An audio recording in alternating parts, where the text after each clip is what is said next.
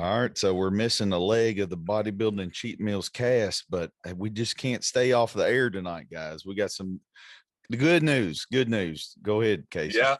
Give me the new IFBB pro, Bartley Weaver. Right there. Professional arms. Hey. Professional. He still got his skinny wrap on because he's still going for more. We'll talk about that later. The train don't stop yet. Yeah, so I just got done eating some good old Maz, had a little victory Bartley bowl there, and I was like, hey, we ain't done yet. Look at that. That's nice. So what's cool about this is they don't do this for every show. Have you noticed that? Yeah. Like, I've noticed that they usually don't give them like the little card in the mail or something like that. Well, they do the card in the mail, but usually it's just like say I got this too. Hey, this is show and tell today, kids. we got my little junior nationals with the Raw and Revive lanyard. On the back it says Classic Physique Class D, first place. And the old first place action will get you one of these green guys right here. Get your green card. So you're now allowed in the professional league. It's official. Yeah. So what's crazy is those cards, they usually only do cards like that for North Americans, I think. So somebody said that, but I vaguely remember doing North Americans and remembering they always had the card type of deal, which I thought was cool because that's just extra memorabilia there. You know what I mean? I think they do that overseas too, right? Because I've seen the overseas guys have like IFBB Pro or something. Hey, so what should I do with it? Put it in a shadow box, or what do you do with something like that?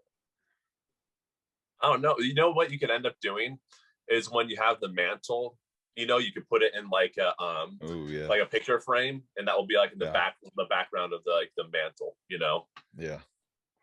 So that'd one day when the old blue whale belly's sticking out, I can look up there and be like, hey, you see that up there?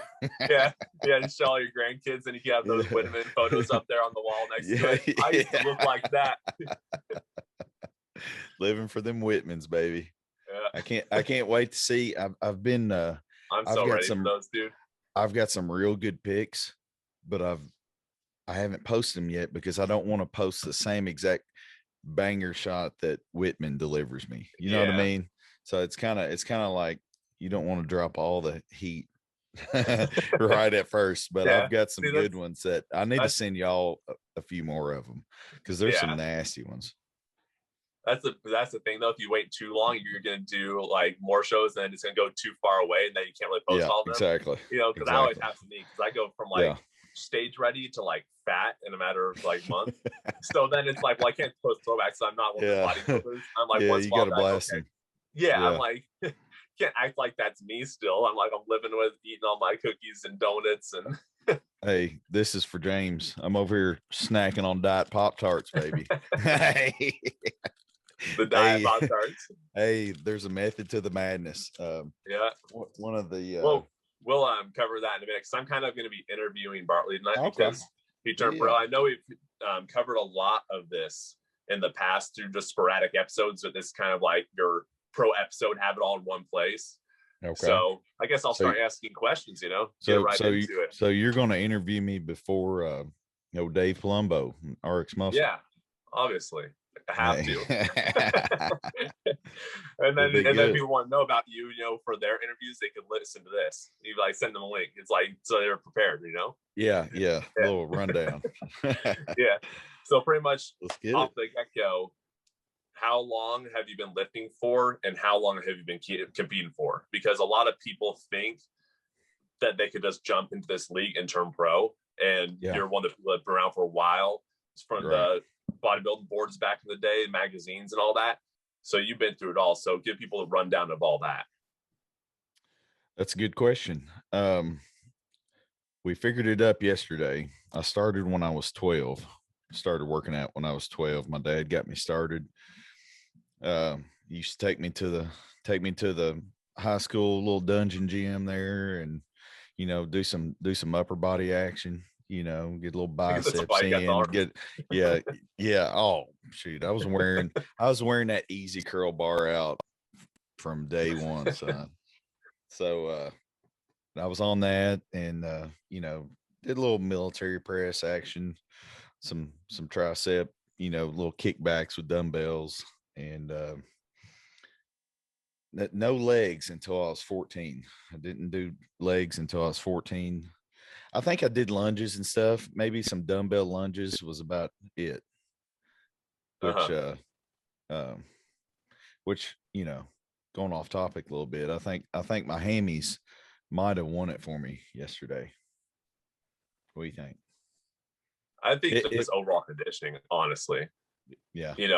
Hamstrings were dug out and glutes were dug out too, which they really like to see on a national stage. Mm-hmm. So that was the for sure nail in the coffin. But even from the front, it's like your lines were deep, your tan was nice and dark. It's like your shine, like everything was so like polished and professional looking, So they couldn't say no to you. Yeah. So here's what I'm thinking. If I do another show, and we'll get back to the original question, but if I do another show, so that junior nationals was kind of like my junior USA's with you last year, where I was dry to the bone. I was ripped, but then right after it, I did the amateur Olympia and was a lot fuller. I was like 7-8 pounds bigger. So I'm having a feeling that, you know how it is, man, when you there's something about putting on that freaking spray tan and just going through the process and depleting it. This ain't no practice refeed in your kitchen, hanging around at the house type of day. This is the real deal. And you always bounce out of it. Awesome. Yeah. I feel like so. Don't know where I was going with that, but might be doing another show here pretty soon. But back to the question. Started when I was 12. My first competition was 2009. So that's been 12 years. So I've been training for 21 years, going on 21 years, because I'll be 33 in September. And 12 years training. Started, first competition was 2009. It was the Northern Kentucky.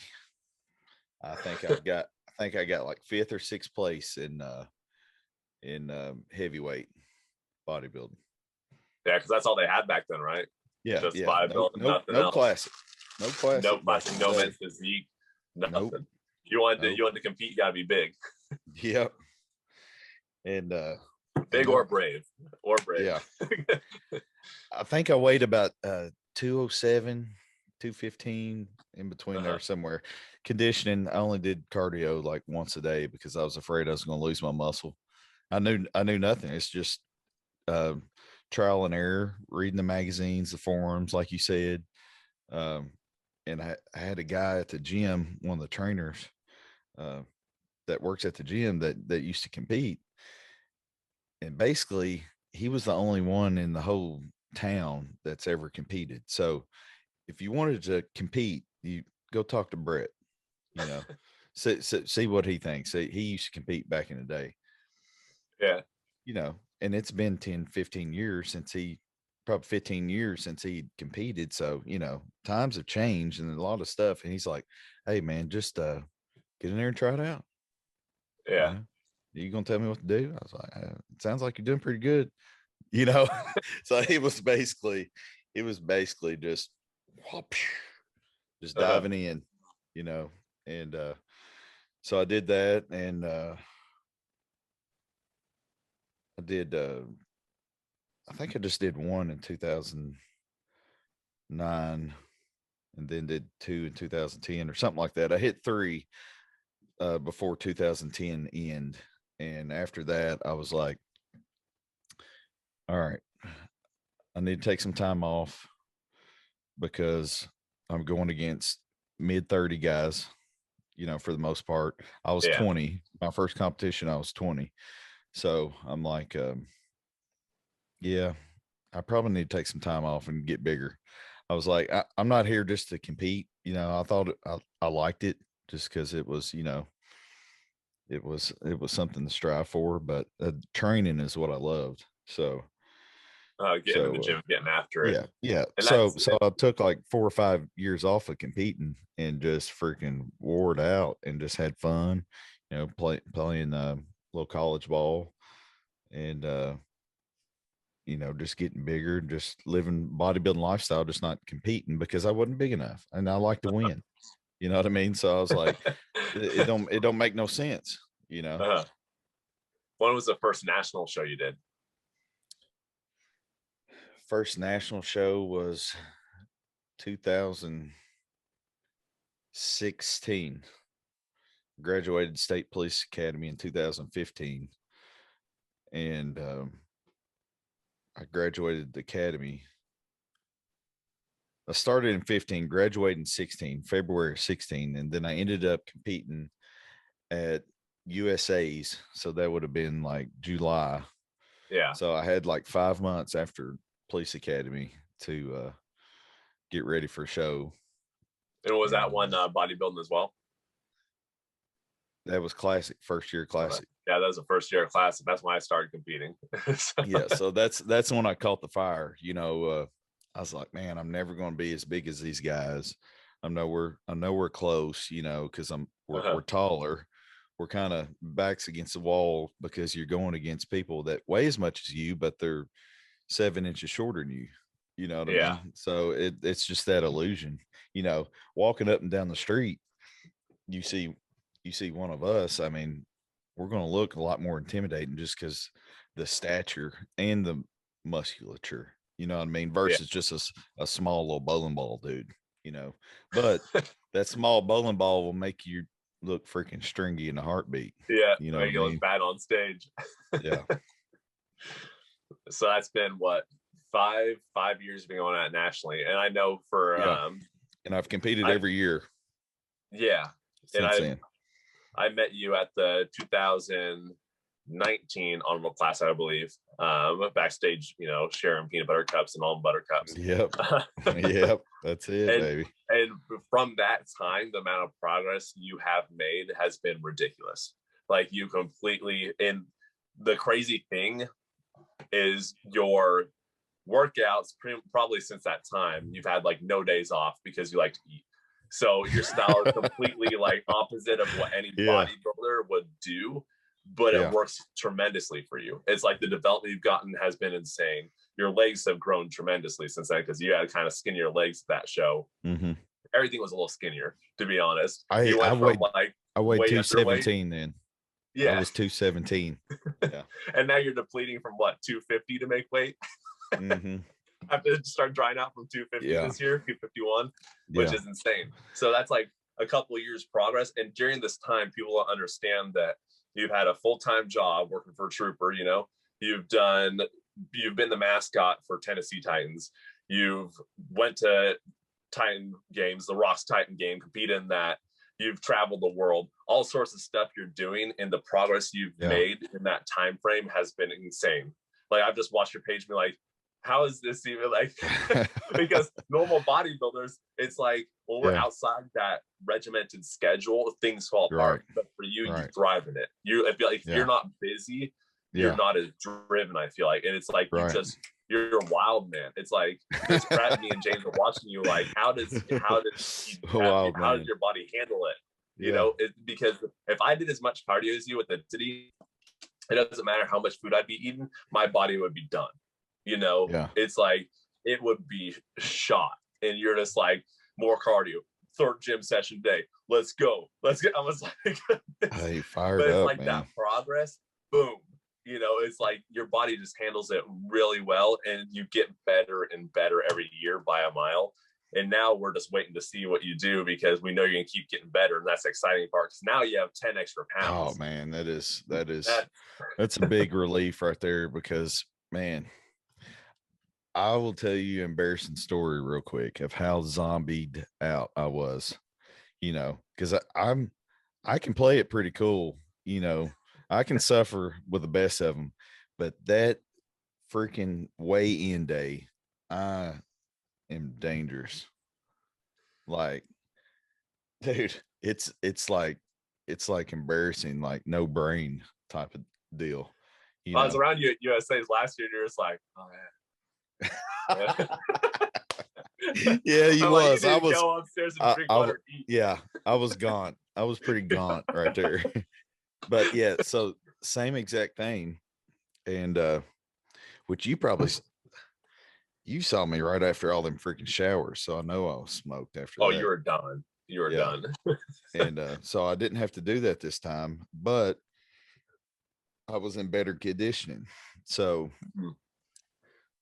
you know, probably pretty comparable feeling, but so I forgot my scale. It's the only thing I didn't freaking pack, and it's the only thing that I need before weigh-ins, you know. So I forgot it. So luckily, one of my buddies that was there, he's like, "Hey man, you need me to do anything for you?" I was like, "Man, go see if there's a scale in the gym or in the rooms or something. We're gonna have to do something, you know." And he went down to the gym. The rooms didn't have one. He went down to the gym and they had one. He got on it. I was like, "Is it pretty close?" You know how scales are. You know, I mean, I was like, "Man, I can't be wasting my time messing around with some little cheap scale that changes decimals every time you step on it." You know what I mean? Yeah. And so he got on it and he's like, "No, it's a good one. It's like a commercial one. It's a good one." I was like, "All right." So I parked and I was just like, turn my Jeep off and just like sit here. I was like, "Man, I need to get in there. So I need to start moving, you know, because it was like an hour before check-ins. I need to get all my bags in, get checked in." And dude, I didn't have no energy. And he called me and he was like, "Hey, you need any help with your bags?" I was like, "Yes." That's all I said. I was like, he was like, "Man, you didn't say 2 words the whole time that I was with you." And I was with you for like an hour.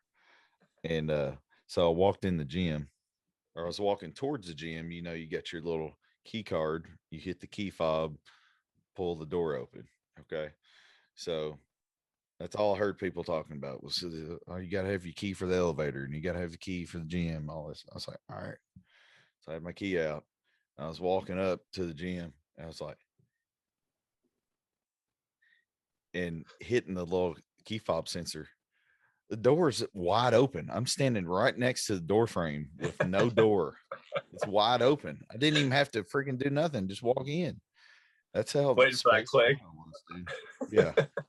I was like, and I realized after a couple seconds that I was an idiot. And I was like, "Man, it's bad. It's bad." He's like, "Yeah." He's like, "Yeah, you need to hurry up and weigh in." Get on the scale, low battery, won't even pick up a freaking number.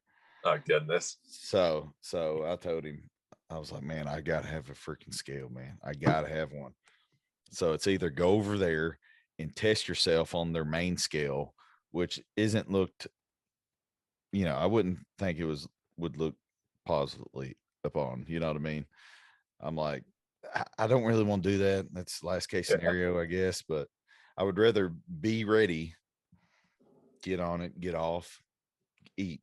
Okay. No other extra steps. Didn't want to do that. So he's like, "I'll run to Walmart for you." I was like, "Oh man, thank you so much. Here, take my credit card, whatever it costs." Take it. Wouldn't take it. I was like, "I'm not using your credit card to buy it." So he comes back with a scale. I get on. It was like 228.9 or 228.8 or something. I was like, "Yes." So immediately went straight down. Their scale was 1 pound lighter than the little cheap Walmart one. So, that works. Yeah, weighed in 227.8. So 230 is my cutoff.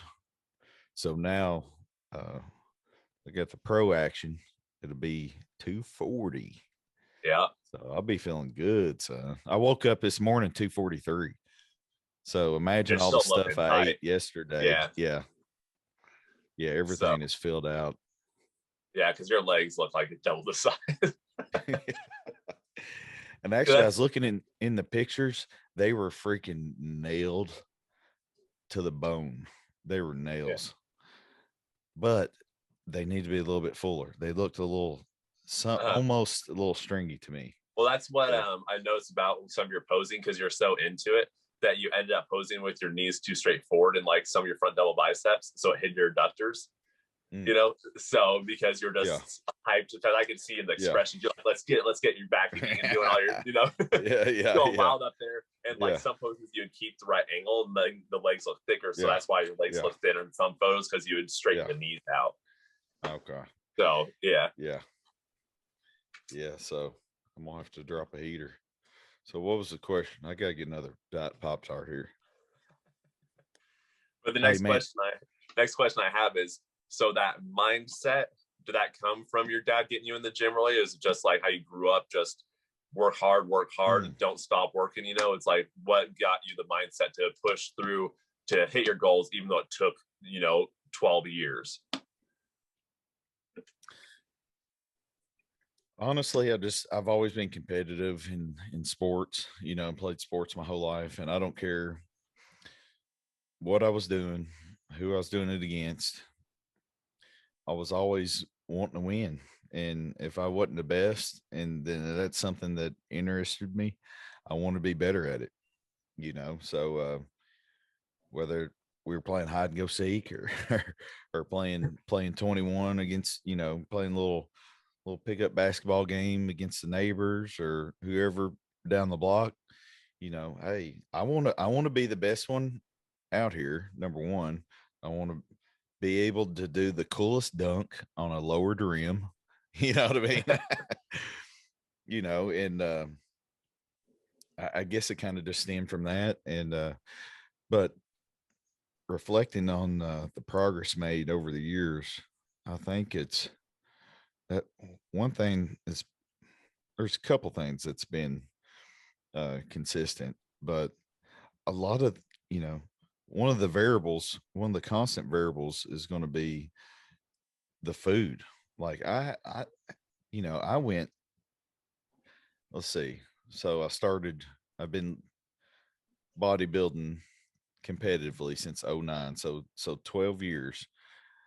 I didn't miss, I probably count them on one hand times I missed a meal. Like I was like super anal about it. Like, I'm so flexible now that you wouldn't be able to tell I was like that, but it's for you're the most flexible in the industry. Oh yeah. By far. I know it. And but I started out strict, and that built the foundation, and that, it's a whole different ball game when you're trying to make weight versus you're trying to gain the most amount of mass possible. It's a totally different game. And so the bodybuilders that are portrayed on YouTube and Instagram and all this stuff, they're still back in my old mindset of I've got to put on as much amount of muscle as I can to be competitive. So they're still in that growth, can't miss a meal, can't do this.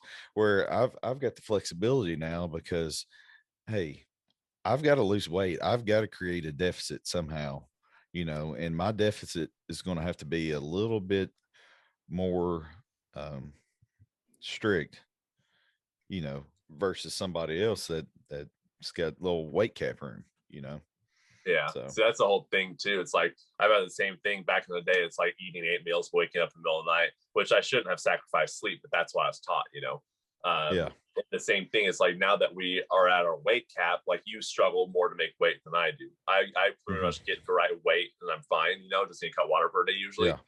But you have to cut a lot. But that's the thing, is when you already are above the weight cap, like if we had to be open bodybuilders, we'd still have to be eating those 8 meals a day or set, Right now, I pretty much eat 5 meals a day because I'm like, I'm not going to grow, and I'd rather space out my meals, and be hungry because I'm trying to make classic.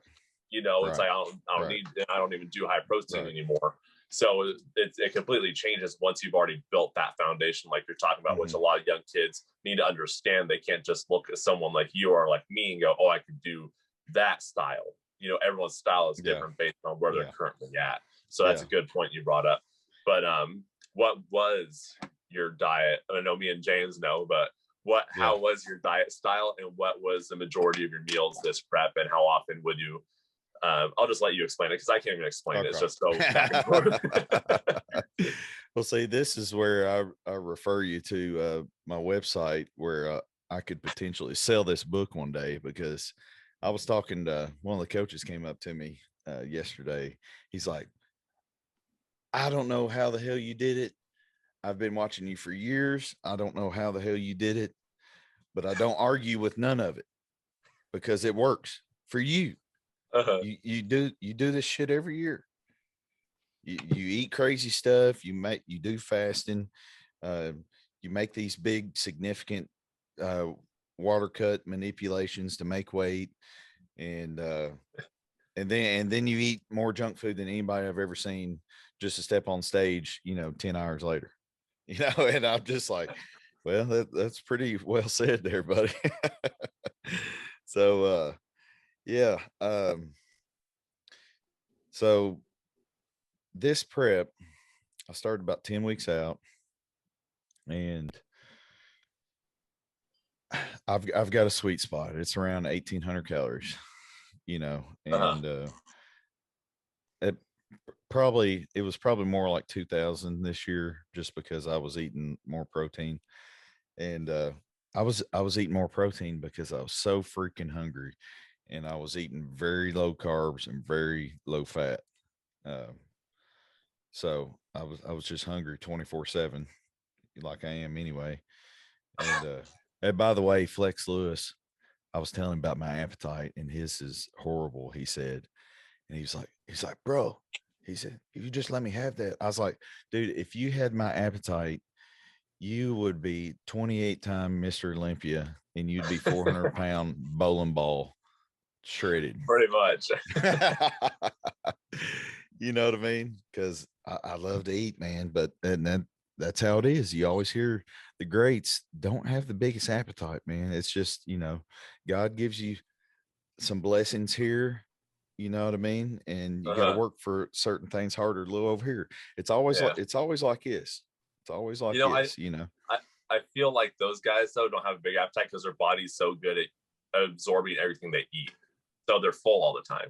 You know what I'm saying? Like someone like me and you, we eat, we just feel empty. It's like we eat more, we poop more. It's like, okay.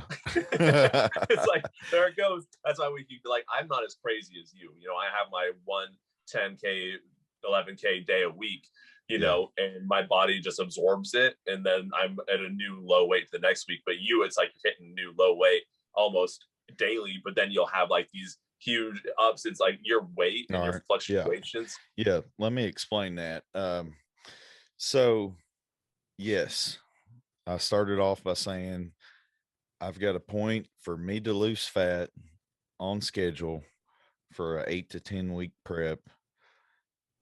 I've got to go extreme, and I am extreme in about everything I do. It's either 0 or 100. I got the tattoo, Colossians 3:23. Hey, whatever you do with all your heart. You know what I mean? So if I'm going to do something, I'm going to do it right, so there's points in time in a prep where you're so freaking hungry, and hey, listen, people mess up. Hey, I've broke before. Hey, discipline hadn't been 100%. It happens. You got to learn from it, or if not, you're just going to be spinning your wheels doing extra cardio, and I was doing a lot of cardio, but I don't mind doing a little extra cardio to eat a little extra food. Just there's some type of thermic effect of eating more, you know what I mean? And expending that energy. There's something about the balance there. I don't know how to scientifically explain it. What's that? It's not scientific. It's kind of like a bro theory that I've thought about over the years because, yeah. So after you have your high days, like me, for me, and when I have those refeeds, right, my energy goes up, my strength goes up. That could be up to 7 to 10 pounds. That's it. It's performance. It's performance. It's like cardio. You're not only able to do harder cardio, but you weigh more, and it's like wearing a 10-pound weight vest, so you're burning more. It's like your heart rate has to go higher. You have to work harder. So it's like once that water comes back off, it's like there's new lines everywhere. It's really fun and unique, and that's what you do, but you do it more extreme to like almost, it seems like every few days it's like boom, your pop starts, and then boom, peanut butter. So I was doing when I felt that I was behind, I would knock out 5 or 6 days hardcore suffer mode, 20 to 30 grams of carbs, about 15 20 grams of fat. And that was like my low days, my super hardcore low days. But I would have 400 protein, just because I was so freaking hungry. I'd have I'd have a shake after a meal sometimes, just because I need something dessert. Maybe I do 3/4 of a scoop of protein, and fluff it up with some xanthan gum just to make something big and tasty, and you know what I mean. And so 5 or 6 days on the very low days, I would knock out. But for the most part, it was about, and this is where my extreme dieting comes into play, all or nothing. I would rather knock out 3 or 4 low days and then have that good high day that's going to propel me for the next 2 to 3 days in the gym. Because man, when you got to do so much, I train somebody every day at the gym. Basically she works out with me, but I'm still responsible, and it takes more energy to fix people's mistakes versus just you going in, headphones on, do your thing. Whenever you get there, you get there. Whenever you leave. Like, it takes some organization and, to make sure you're there on a certain time and you got stuff planned out. I like doing it. Maybe not when I'm friggin' 2 weeks out, I don't want to see nobody. I don't want to see nobody. But and it would benefit my mood and being able to be a good trainer in the gym, because I got this high day in. And here's what I would do after a high day. You already know what I'm doing. I'm fasting. Next day, it might be 16 hours, it might be 18. I didn't do many. I think I did a couple 24s during the 10-week prep, but for the most part it's like a 16 or 18, and I try to do it once a week. So it ended up being very useful tool, because I'm used to fasting once a week. So, and it helped your vacuum a lot, I feel like, this year too. Having that day where it just clear the system out. And we have to touch on also real quick that's where your product Type and Feel comes in very handy, because you put EAAs inside the pre-workout because you're working out fasted, so you can feed the muscles, which helps you preserve, because people, if you're trying to work out fasted completely, a lot of people could waste away. And that's why you've created products that will help you benefit your journey, but can help benefit other people that do this style diet. Well, see, a lot of people get tore up about, the definition of fasting, and, they're going for the autophagy, and no, you cannot have an artificial sweetener on this fast. You will break your fast. Listen, jackass, I'm doing this for myself, not for you. Okay. and I've got specific reasons why I'm doing it. You know what I mean? If you want to join some type of fasting cult, and, and that be your religion, do whatever you got to do. But so I don't get too anal about it. Yes, fiber greens has 50 calories in it. It's got some fiber in there. All right. The pre-AA, I think it's got 5 calories. Let me see. Yeah, the pre-AA, 5 calories. Okay, yeah, we got some artificial sweeteners in there. Yeah, that's why it tastes as good as it does. But yeah, I made those 2 products for this prep because I want to be the best that I could be.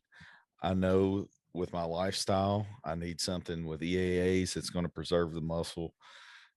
Obviously, I've been taking pre-workout since I was 14, probably. Started back with no explode days. Oh, goodness. Run to the bathroom. Hey, back when you used to shake the shaker and top would pop off, you know, hit the ceiling. Lime green. Gosh, you're like, what the crap's it doing in my stomach if it's doing that to the ceiling, you know?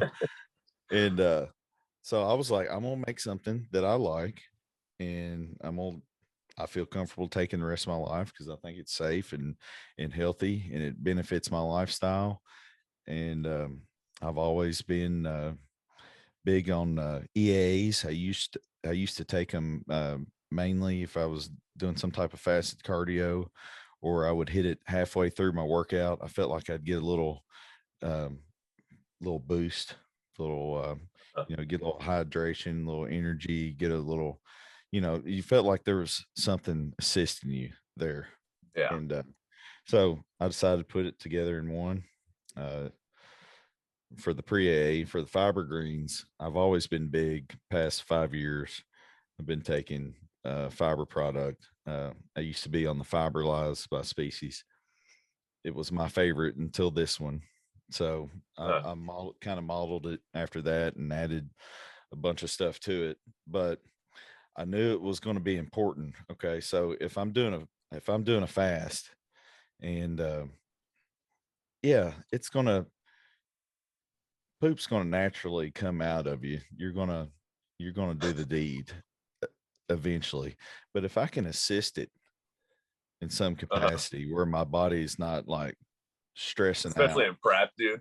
Those prep foods where you're trying to push something out. Yeah, that's what I'm saying. And here's the thing: when you're dieting, a lot of people have constipation issues. It's because their calories are going down. They're not forming as much poop because their calories are going down. You know what I mean? So they don't have anything to bodybuilders. Yeah, and they don't have much to bulk it up. So on my fasting days, utilizing the fiber greens, not only does it taste awesome and it gives you something to look forward to, but it's gonna work. It's almost like it's coating your stomach and like healing your stomach. It's weird, all the healthy gut bacteria and stuff. Yeah, it's just like well, I'm not putting any food in my stomach today, so this is like man, this is like taking care of the business. Well, that's the thing too, like what you were saying earlier. It's like people are so extreme with certain methods.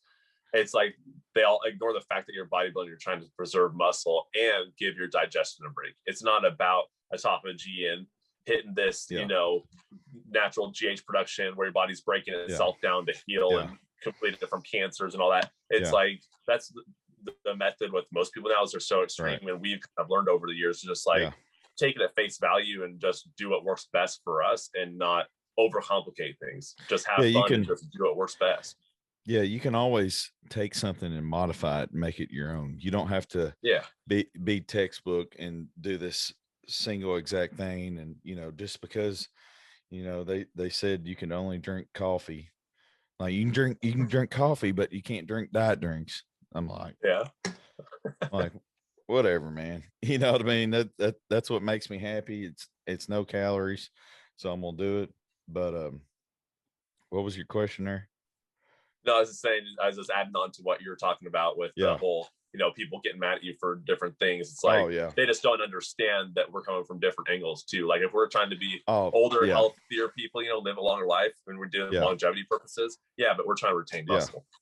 So a young kid going into the gym to work it out on empty stomach, no EAs or anything, that's not smart, in my opinion. Yeah. It's going back to the fasting, the point I remembered is, so the judges in December told me 2 things: lats wider, waist smaller. So I'm thinking to myself, I'm like, all right, I've only got a few months off season. Can I get my lats wider? I think so. How much? I'm not sure. That's short, because half that time I'm gonna be dieting. So I've got a couple months to beef up, and a couple months, to whittle it back down. So I was like, the waist is going to be the quickest fix, because you hear a lot of stories about the pliability of the stomach, and training the TVA, transverse abdominis, and being able to pull a vacuum. And I didn't believe it. I hated it. I was the only person on stage that didn't pull a vacuum last year at Amateur Olympia in the overall. Yeah. And I had a buddy. He told me, he's like, man, you gonna have to pull a vacuum. I was like, I ain't pulling no freaking vacuum, man. I ain't got the rib cage for no vacuum. You know what I mean? I was kind of making excuses to myself, but honestly, I didn't think it was possible to pull a vacuum. And now I didn't pull no nasty vacuum this year, but I did have 4 pounds of your cookies still halfway in my stomach, but I still pulled it up there a little bit. I mean, better than I ever had before. I feel like without your fiber greens and green frequent, you wouldn't have been able to pull vacuums, because the amount of food you ate to fill back up, dude, so much food, dude. So my buddy that got me the scale, he came to the room later that night, him and his lady, and dude, so before they just gave me the scale, I hadn't had food yet. They come back, I've had a massive hour to hour and a half feeding. So they come back, and I'm like so happy, and I'm just like belly poking out, and they're like, oh gosh. And he told me next day, he's like, man, when I saw your belly last night, I didn't know if you was gonna be able to pull it even. I was like, shoot, I ended up pooping 4 times, prior to going on stage. So which is awesome, money, especially after being that dehydrated too. Yes. Like that's when your fiber greens are doing major work to have that help and assistance when you're eating that much and dehydrated, because that's usually not going to happen for most people that don't have a good fiber product.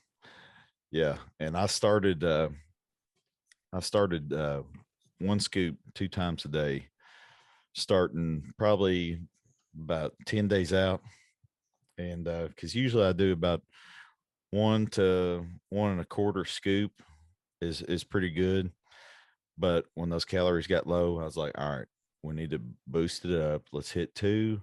Let's do an AM and PM dose, versus I was doing like 1 1/4 just at night. But anything over 1, I think go ahead and split it up. That way you can, I don't know, that's just my bro science philosophy there. I think if you can split it up, you've got some type of action going on both periods of the day. It's like taking fish all morning and night. Like I always do that. Why would you do 4 in the morning when you can do 2 AM and 2 PM? Health supplements are slow drip, then our refeeds are spiking a diet. That's why I always say it's like the way we diet. It's like you're digging your grave, and right before you die and pass out in the grave, you go, "This is a good spot to plant a tree," and then you plant a huge tree. Then you do it again the next week. Yeah, man. It was. I was very pleased with how the load went. Yeah, if anybody new is listening, Casey is the owner of Carbivore Cookies, and he is the master chef. And I told him, I said, Casey, look, man, when do I need to order cookies? Because I had them for the load in December at USA's, and I was freaking peeled to the bone, dry. And I had a short fill up time. So I was like, we need to run this back. Okay. And so you sent me a few extra little snacky snacks there, and I tore them up. I appreciate it. Hey, listen, doing whatever I could. I was like, listen, my cookie dealer was the sponsor, one of the sponsors of the show. Every bag had one My Cookie Dealer in it. And so I had like 4 pounds of yours and I had one of theirs, and this is no bias whatsoever. I'm not even smack talking Juan Morel and his wife. I mean, they got good cookies, but yours are better. I'm sorry, because I mean, I had all those cookies. I can eat whatever I want. I'm going to eat all of them, but the only one remaining was theirs. I just think yours are a lot more moist, and it it's sad to say healthier, but I know that you use more simple ingredients, and it's just it meshes well. It meshes well. Yeah, we just try to keep it old school. Mama's cookies, but bigger. Yeah. You know. Yeah, no digestive issues for me. I've got iron gut. You know, I'm sure. I mean, you've got histamine issues, and I got issues, but that's why I still do well with our cookies. You know, I don't do a lot of chocolate chip because chocolate makes me feel sick when I have too much of it, especially dark chocolate. So that's why I've created a lot of that's why I've created a lot of lighter flavors, like what you had for fill up. And that's what I eat. Like tomorrow, I'm eating 4 pounds, 10 ounces of cookies, and most of them are, you know, white chocolate based cookies. Dude, and stuff. I need to tell you something. The new one that you dropped was fire. The banana peanut butter. Yeah, that's fire. The other new one that I tried, pistachio. No, I didn't have a pistachio. I had what was it? Hey, the Snickers was good. The Snickers doodle. Yeah, Snickers in. Yeah. The cinnamon, I saved it for. I had a few bites show day just because I was like, man, that right there is smooth. Like I can do that any time of the day right there. Yeah, and have no worries whatsoever. Yeah, that one. And what was that? A birthday cake one or something? Yeah, sweet sugar. Yeah, the sweet sugar. Man, that was. I love that flavor. That always. It's so light. Good. It's so. I'm not saying light like it don't have flavor. It has tons of flavor, but it's just it's light. Chocolate it's just like it's easy. Drags me down. Yeah, exactly. It's like I can eat like a bite of chocolate, and then the second bite I already feel like sick in my throat, and then my body's like rejecting it. As opposed to like lighter cookies, you know, it's like you could eat it and not even realize you ate the whole thing, you know, because your body's just like, give me more of that, give me more of that. Oh yeah. But yeah, that's that's the cinnamon and the sweet sugar were the 2 cookies I was eating to fill up for nationals, and that's the best I ever looked. You know, it's like, but that's why I also had 2 days of fill up. We know my body doesn't really respond to 1 day fill ups. So So, all right, guys, breaking the news right here, right now. Nobody knows, and it's not official. I guess I can announce it. I got to hear back from Manion. You know what I mean? Yeah. I sent an email tonight, but I'm going to try to jump in this freaking Puerto Rico Pro this weekend. I'm 6 days out. Yeah. It's in the Bahamas, so I'm gonna try to hey, I told y'all privately before, I was like, man, I think if I turn pro, I'm gonna hop in the pro show real quick. Hey, tomorrow's not promised. You know what I mean? Like I got a buddy, RJ Savage. He turned pro last year, tore his pec 13 days later. Dang. I was like, gosh, man, that sucks. And you know how I am. I'm freaking eating crazy. So I'm going to be training like crazy too. So hard. You already trained legs today. I can, train legs day after show, you know, peak week. Yeah.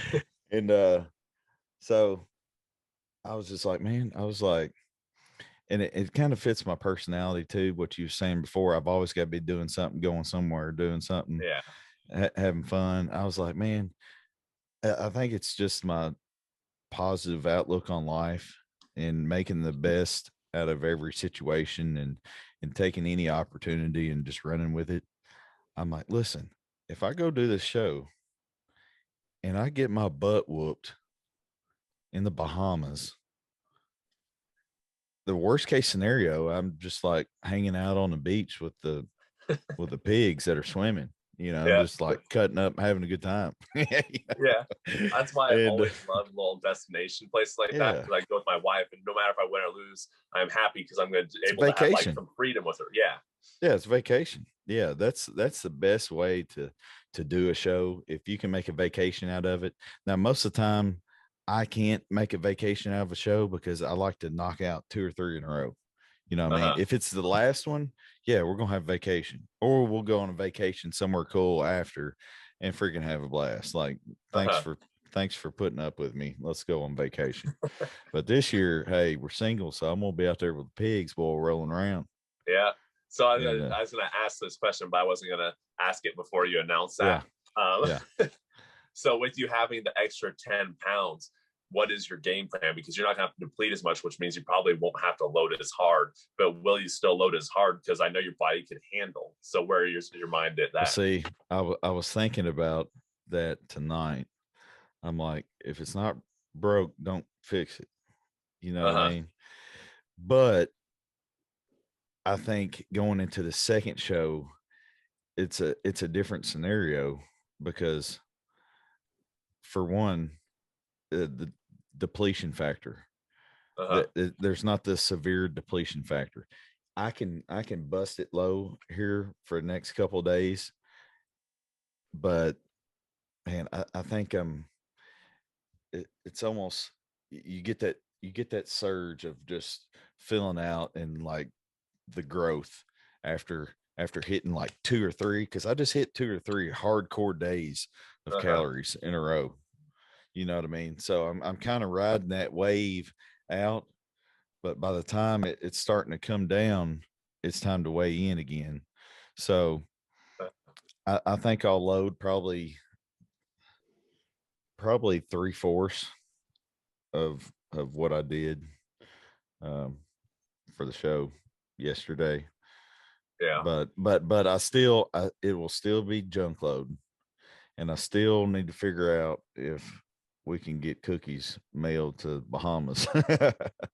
Or, hey, you don't want me in the airport, man, looking for cookies, boy. You'll find something. I'll find something. But then you'll be wanting to get it on the way there. Hey, yeah, exactly, man. I can't be doing that. Hey, wait till you see my Starbucks bill on a macadamia white chocolate chip cookie or something. It'll be like, oh man, $80 of macadamia cookies. Those things are dang. Starbucks. Those are. I tell you what, I don't want to try muffins. I'm pretty sure muffins will sit well with me, but muffins actually set really well because they're so fluffy. Yeah, I would rather have your cookies though. Yeah, we should have planned a little bit ahead. Is it? You don't think it's possible, do you? I don't know. I could try it overnight, ship it, but that they said on the website that 2 days maximum by 6 p.m. I'm like, he'll probably be at the airport before 6 p.m. On Wednesday. So that's the only case scenario, and I'm not sure how much that would cost to ship a medium box filled with cookies. It said you go up to $20 or something. Yeah, it said I think the lowest is like $26. So there's a possibility I could get there, and if it doesn't get there in time, then you just have a bunch of sugar cookie M&Ms waiting for you when you get back. Hey, to carry you on to the next level. Just a pile of melted goodness, just a face plant waiting to happen. Well, so, I mean, if you're going to do another show after that too, at least you would have them, because you don't know what your plans are. Kind of just, hoping that this one comes to fruition. So after we get off here, I'm gonna have to do some research, because I know I have to do I got to get a PCR test, which I don't even know how many days it takes for one of those to come back. It's like 3 to 5 or something. So I mean, I've got to go first thing Monday, go somewhere, get something expedited. That way I could get some type of test done, because they're not going to let you in unless you got that test. So I've got to do that. And I've got to, I looked at a picture of the place. It looks like a massive freaking resort. So, yeah, anytime I see a resort, I just think all inclusive. So I'm like, man, this is going to be freaking good after the show. Yeah, those are fun. And I don't even know how long I want to stay. I'm off work till like July 4th or 5th. Uh-huh. So I've got, I could make a little trip out of it. There's going to be some studs there, kind of probably just hang out with them, see what's going on. I know Akeem Williams is doing open. He just announced that. Jamie the Giant's doing open. Who else is doing open? There's another big name. I'm not sure, honestly. I know those two guys are for sure, but I don't think there's actually been a list come out for it. There hasn't. Hey, they're waiting for me to put my name in. Yeah. Like, get those tests done. It's like, who's this guy? He's the 4th. Dang. Must be some type of emperor or something. Yeah. Kentucky emperor. Titan. Yeah. Kentucky Titan. Yeah, there it is. So yeah, that's exciting. It's not 100% yet, but I've got to do some research tonight and get that lined up. I figured, hey, what the heck, guys, let's strike while it's hot. Tomorrow's not promised, and worst thing happens, hey, I'm on vacation in the Bahamas. I mean, it sounds like a terrible day to me, but more than anything, and this is what's cool. So Jose Raymond shot me a DM, and he was like, and I asked him, I was like, hey, what do you think? First of all, he reached out to me and told me congratulations, and hey, congratulations, proud of you, friend. You did great. And I was like, man, that is badass. I grew up watching Jose, and like he's welcomed me into the league. You know what I mean? Yeah. Flex Lewis was the first one that welcomed me to the league. There I was walking back. I was with my family. I was taking pictures of my family, and Flex comes over and shakes my hand, and he's like, "Welcome to the league, man." And kind of gave me, his bit and his piece of advice for new pros. He was like, you'll never forget this moment. Cherish this moment. Go out tonight with your family. Love on your family. Y'all all got to experience a very rare thing that not many people get to experience. Go out, have a good time, enjoy yourself. You're a pro now. You don't have nothing to prove. And whenever you're ready for a pro show, then you don't have to pay entry fees no more. You just sign it. You just sign the contract. You compete where you want to compete. And I was like, well, you think I should compete in Bahamas this weekend? He said, why not? He was like, why not? Hey, put your face out there. Hey, you know what I mean? He said, you ain't got nothing to lose and everything to gain. Yeah, already. And he said that, he knew somebody. He was talking to his friend. He was like, you remember so-and-so? They came off a pro card win and competed in a pro show like the next week and ended up qualifying for the Olympia, and it was somebody, it wasn't one of these guys here in the past few years. It wasn't like a Hunter Labrada. It wasn't it wasn't somebody that in 2017, that young guy. Derek, it wasn't him either. Yeah, Derek Lunsford did that though, in 2017. Yeah. And there was one before him too that was a young phenom that did something. I can't remember who it was. I think Aceto coached him. I mean, Cody Montgomery did well. Yeah, Montgomery. He turned youngest pro, and then he went and placed 7th at the Arnold, which was really good for his first year. I think he placed 7th. Yeah, I mean, he had to stand next to Kaya and all sorts of people like that, but he still did pretty well. Yeah, but he climbed it like that out of nowhere, and Flex was, Flex was being pretty optimistic about my decision, being like, hey, you're in shape now. Like, who knows if these other pros might be, gallivanting around. They might not be ready. So I mean, he said, at least you know that you're ready, you know.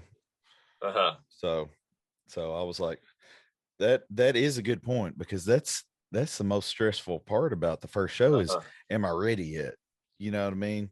We've been coming downhill for 10, 12, 14, however long people died. We've been coming down until we hit the goal, and then we know, were we in shape or not? You know what I mean? Especially when you see those stage photos. Yeah. You know, that's where you really could tell. Yeah. So I was like, well, that's a good point. And luckily my supervisor worked with me and was able to get my shifts covered. So I got some good troopers I work with that I hit up, and I was like, man, they're good dudes, man. And I know if I ask them of anything, I don't ask them of anything often, but if I need a favor, then they will deliver on it. So it's pretty awesome having coworkers, friends like that you can rely on. So that freed open the opportunity for me to go. So I just got to clear it with the IFBB. I think what you have to do is you have to request a card. Like, I guess just because you get this, they ain't just going to send you something in the mail. You got to actually like petition for it. Like, hey, I just turned pro. What do I need to do? I'm wanting to compete this year. You know, so you actually have to physically email them. There's no little fill out a questionnaire type of deal. It's like, hey, type it out. You know, so I thought that was interesting. So I did that today. So I'm waiting. They'll probably get back to me Monday, I'd assume. I know that I'm pro and I can compete in any pro show. It's just getting the paperwork or the approval of so and so saying, like, obviously the piece of paper is probably not going to come in the mail by Wednesday, even if I ask them to send it. You know, it's not going to happen. That's something later down the road. But you see pros all the time that compete in a pro show, and you know, like 4 months later, they'll get their little card in the mail and they'll make a little post. You know what I mean? Hey, I can't wait to make that little signature on the back of the card, little post. That'd be cool. So yeah, you're officially the first pro eater, pro bodybuilder. Yeah. So you have made history, and it goes to show with your fill history has been made, baby. Yeah. That no one can deny you. Hey, that's why it was so important to put up those food pictures today, because that's me, man. That's what I do. I train to eat, I eat to train. You know, it all comes full circle. I've always been a big eater. You know, my parents used to make 2 dinners. They make one for the family and one for me. You know, so if they had croissant rolls, the good old Pillsbury croissant rolls, they would have one pan for my mom, dad, and brother, and then one pan for me. And it was so awesome, dude, being able to just sit there right beside me and eat as many of those as I wanted. That sounds so good right now. I'm so hungry. Oh, dude. Little crispy rolls on the top, it's all soft into the inside. Dude, here's what we did too. Honey. We put honey on those. There's golden, crispy, flaky. Man, put a little honey. You know how much I love honey. Oh, I know. I got all the 5 pounds all up my cupboard. Hey, what's up with this honey cookie though? Huh? You ain't thought about it? I made one. It was delicious. Oh, really? I have made one. I called it the trail mix up. It had so much different, like, ooh, I think I might have had that. Oh, back in the day? It was a while ago, but I haven't really released it. I just made a couple for myself, and I ate them all in like one day. I definitely haven't had it then. it was so good. It's good. I tried it in a couple different styles. Like one of them I drizzled on, but then the honey drips off when it bakes, so I had to mix the honey in the dough and put. I think there's like coconut and walnuts and different. It was just like a trail mix cookie, and it was so delicious. So I have to find the recipe and try to make it again. Well, I love trail mix. I actually had a little trail mix during the load And you don't really want a bunch everything. of nuts. You don't really want a bunch of nuts that your body has to process. But I was like, man, I need at least a good handful of that, you know, for the raisins and the M&Ms. And it's so good. It's so dense. Man, it's salty sweet, dude. Hey, these daggone brachialis. Look at that. Oh, it looks ridiculous right now. Hey, I should have. See, that's what the thing about post show is: you eat all this food, then the water comes back off, and then you're full, but you're tight. That's my favorite look. But we have to make weight, so I can't preload like that. Yeah. So now that you're pro, though, you can probably do a little preload like that. Come in just nice, full, relax. Don't have to do all the cardio. Don't have to drop as much water. You know. Right. Yeah. So I think my legs will fill out due to the rebound, and I'm not gonna have to kill it. You know, the glutes are already in. I'll do something to maintain 45 minutes a day, probably.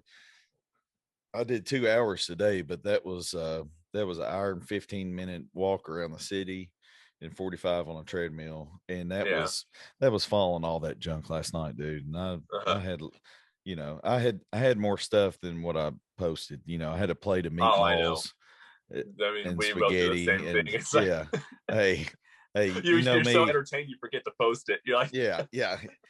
You already know that I always go back to the stash, and I put another good dent into the stash before the next day, because next day it's off limits. Like we don't need to do that. So I ate half a jar of Foca nuts, and I'm doing this laying sideways in bed last night. Hey, I went to sleep and I was like, I am very surprised that my stomach isn't distended right now, and I'm not moaning myself to sleep. So I need to fix that. I need to eat a few more little snacks real quick. Plus my buddy Ben, he was in the other bed over snoring, sawing log, and I was like, man, I just need to eat some freaking snacks, man. I can't sleep. You know, you know how it is. You gotta get a little belly distension there to go to sleep. Just lay on your back and good. Yeah. Stretch out the rib cage. Yeah. So, and I had probably a quarter of one of those West Coast Confection Customs sitting. Dude, how was that one? That looks so good. Oh, dude.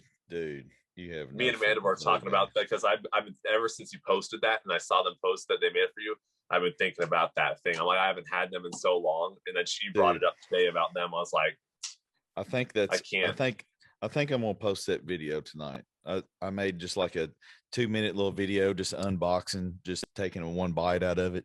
That way you can see it. So I'll probably post that tonight. Just do it. Just get me really ready for tomorrow's refeed. Yeah. Or should I post a freaking shredded pic? Maybe one with me in Dallas. Maybe one with me crinkle cut. Crinkle cut, yeah. Remember that one caption? I can do a caption contest with me in Dallas. I'm not Dallas, Nick Walker. Dang. Freudian slip there. They're both studs. Huge. But, hey, Nick dude was massive. Dude. That looks uncomfortable being that muscular at that size, like that height, you know? It's like he had oversized football pads on under his Raw shirt. I know. He's so thick. And then this morning we were walking, we're just walking around the city. Well, him and Clarita are walking to the diner. That video that I posted last night in that diner with all the cheesecakes and everything. And I was like, no, they're about to go get something good. And I just saw both of them. They're both so huge that they're both just like waddling. Down the street. I was like, man, I got big legs, but I'm nowhere close to waddling. You know, that's next level. What do you think about it? Nick Walker's got the biggest freaking adductors in the game, biggest hammies in the game. His back shots for the legs in the back. If he's not walking weird, then something ain't right. You know what I mean? But yeah, I think we got twisted off a tangent talking about that honey cookie, but I would definitely like to try the honey cookie at some point. I bet you could do ooh, I got one for you. White chocolate honey peanut butter. Well, it had white chocolate in it because I'm a white chocolate fan. Okay. I just can't remember everything. And it's like a trail mix, so there's just like different nuts and stuff in it, but I can't remember everything that was in it. So once I try to find that recipe, I'll make it again. You know how some people are scared of nuts though in cookies. I like it. I like the texture. They can order something else. There you go. There you go. You make them how you want them, baby.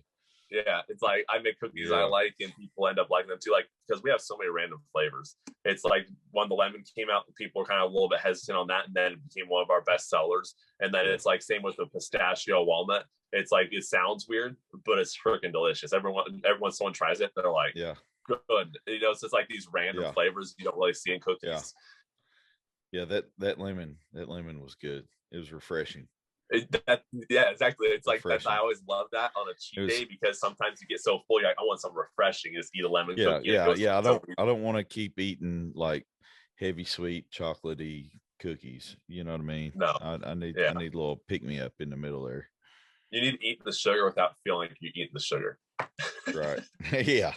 It was perfect though, man, because I ended up loading, you know, looking back at my 50 hours out from the show, 50 hours out, I was 251.4 in 50 hours. That was waking up, fasted weight.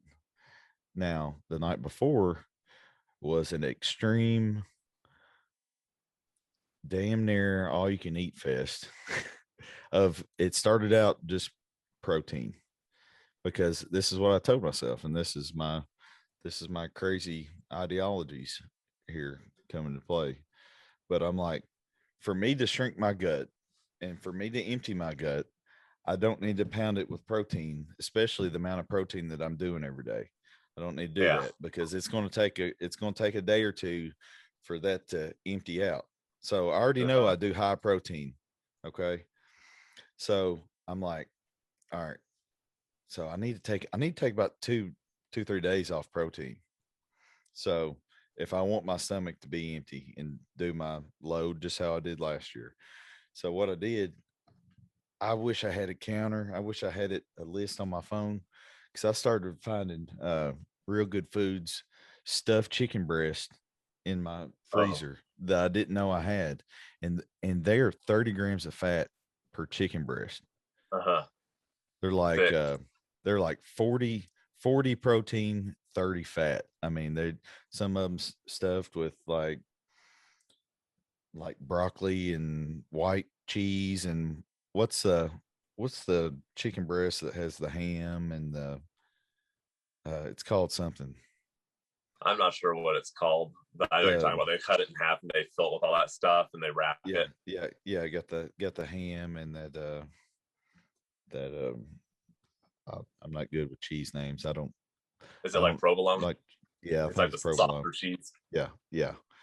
So I had one of those, or multiple of those. I ate like probably 5 of those breasts right before bed, and that was following 3 or 4 meals and eating half a jar of protein powder.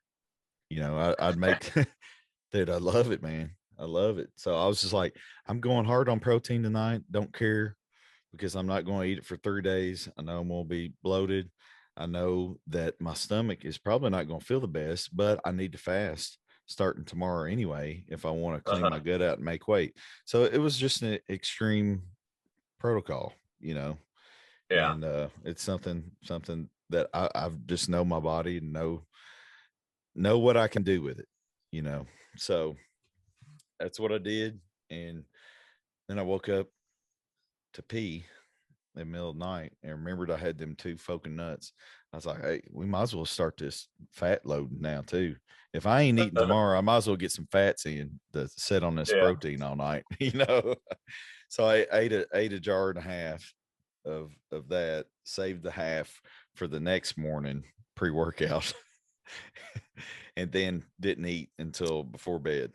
And I just had, that's when I started my almond butter. I did 2 days. The only thing I ate was almond butter. My reasoning for that is I've got to deplete carbs going into the show, because carbs hold water. For every gram of carb, 3 grams of water is what you're going to hold. So knowing that, I was like, there's no way I can do carb. I'm not going to make weight. I'm 21.4 pounds over right now at 50 hours out. If I do any more carbs, I'm not making weight. Okay. I can do fat. I can do fats. I don't need to do protein. I just had 700 grams of protein before bed. Yeah. You know what I mean? So I'm good there. So what's the only macronutrient left? Fat. So, I was like, what we'll do is I'll just eat this for the next 2 days. Okay. Not only is that going to start my fat load early, but it's going to keep my stomach small, because the maximum I'm eating a day is like a 10-ounce jar or 12-ounce jar of almond butter, So that's all I did for 2 days. So I start seeing my weight every day. Remember, my weight was coming down like 9 or 10 pounds every day. 10 pounds, because I was hitting the fiber greens. I was pooping like a champion. Peanut butter and almond butter, well, it makes the normal person poop more. If you eat more of it, you know what I mean? Just it takes fat, to form stool. You know what I mean? Like if you have enough, you know what I mean? Like you got to have you got to have something sink that sucker. You know what I mean? And so I'm pooping good because I'm cleaning out my gut with fiber greens. I've got the fats coming in. Sometimes when protein's high, you'll get constipated. I don't have to worry about that because we're not eating any more of that. So everything became very normal and regular. Stomach was shrinking, weight was dropping.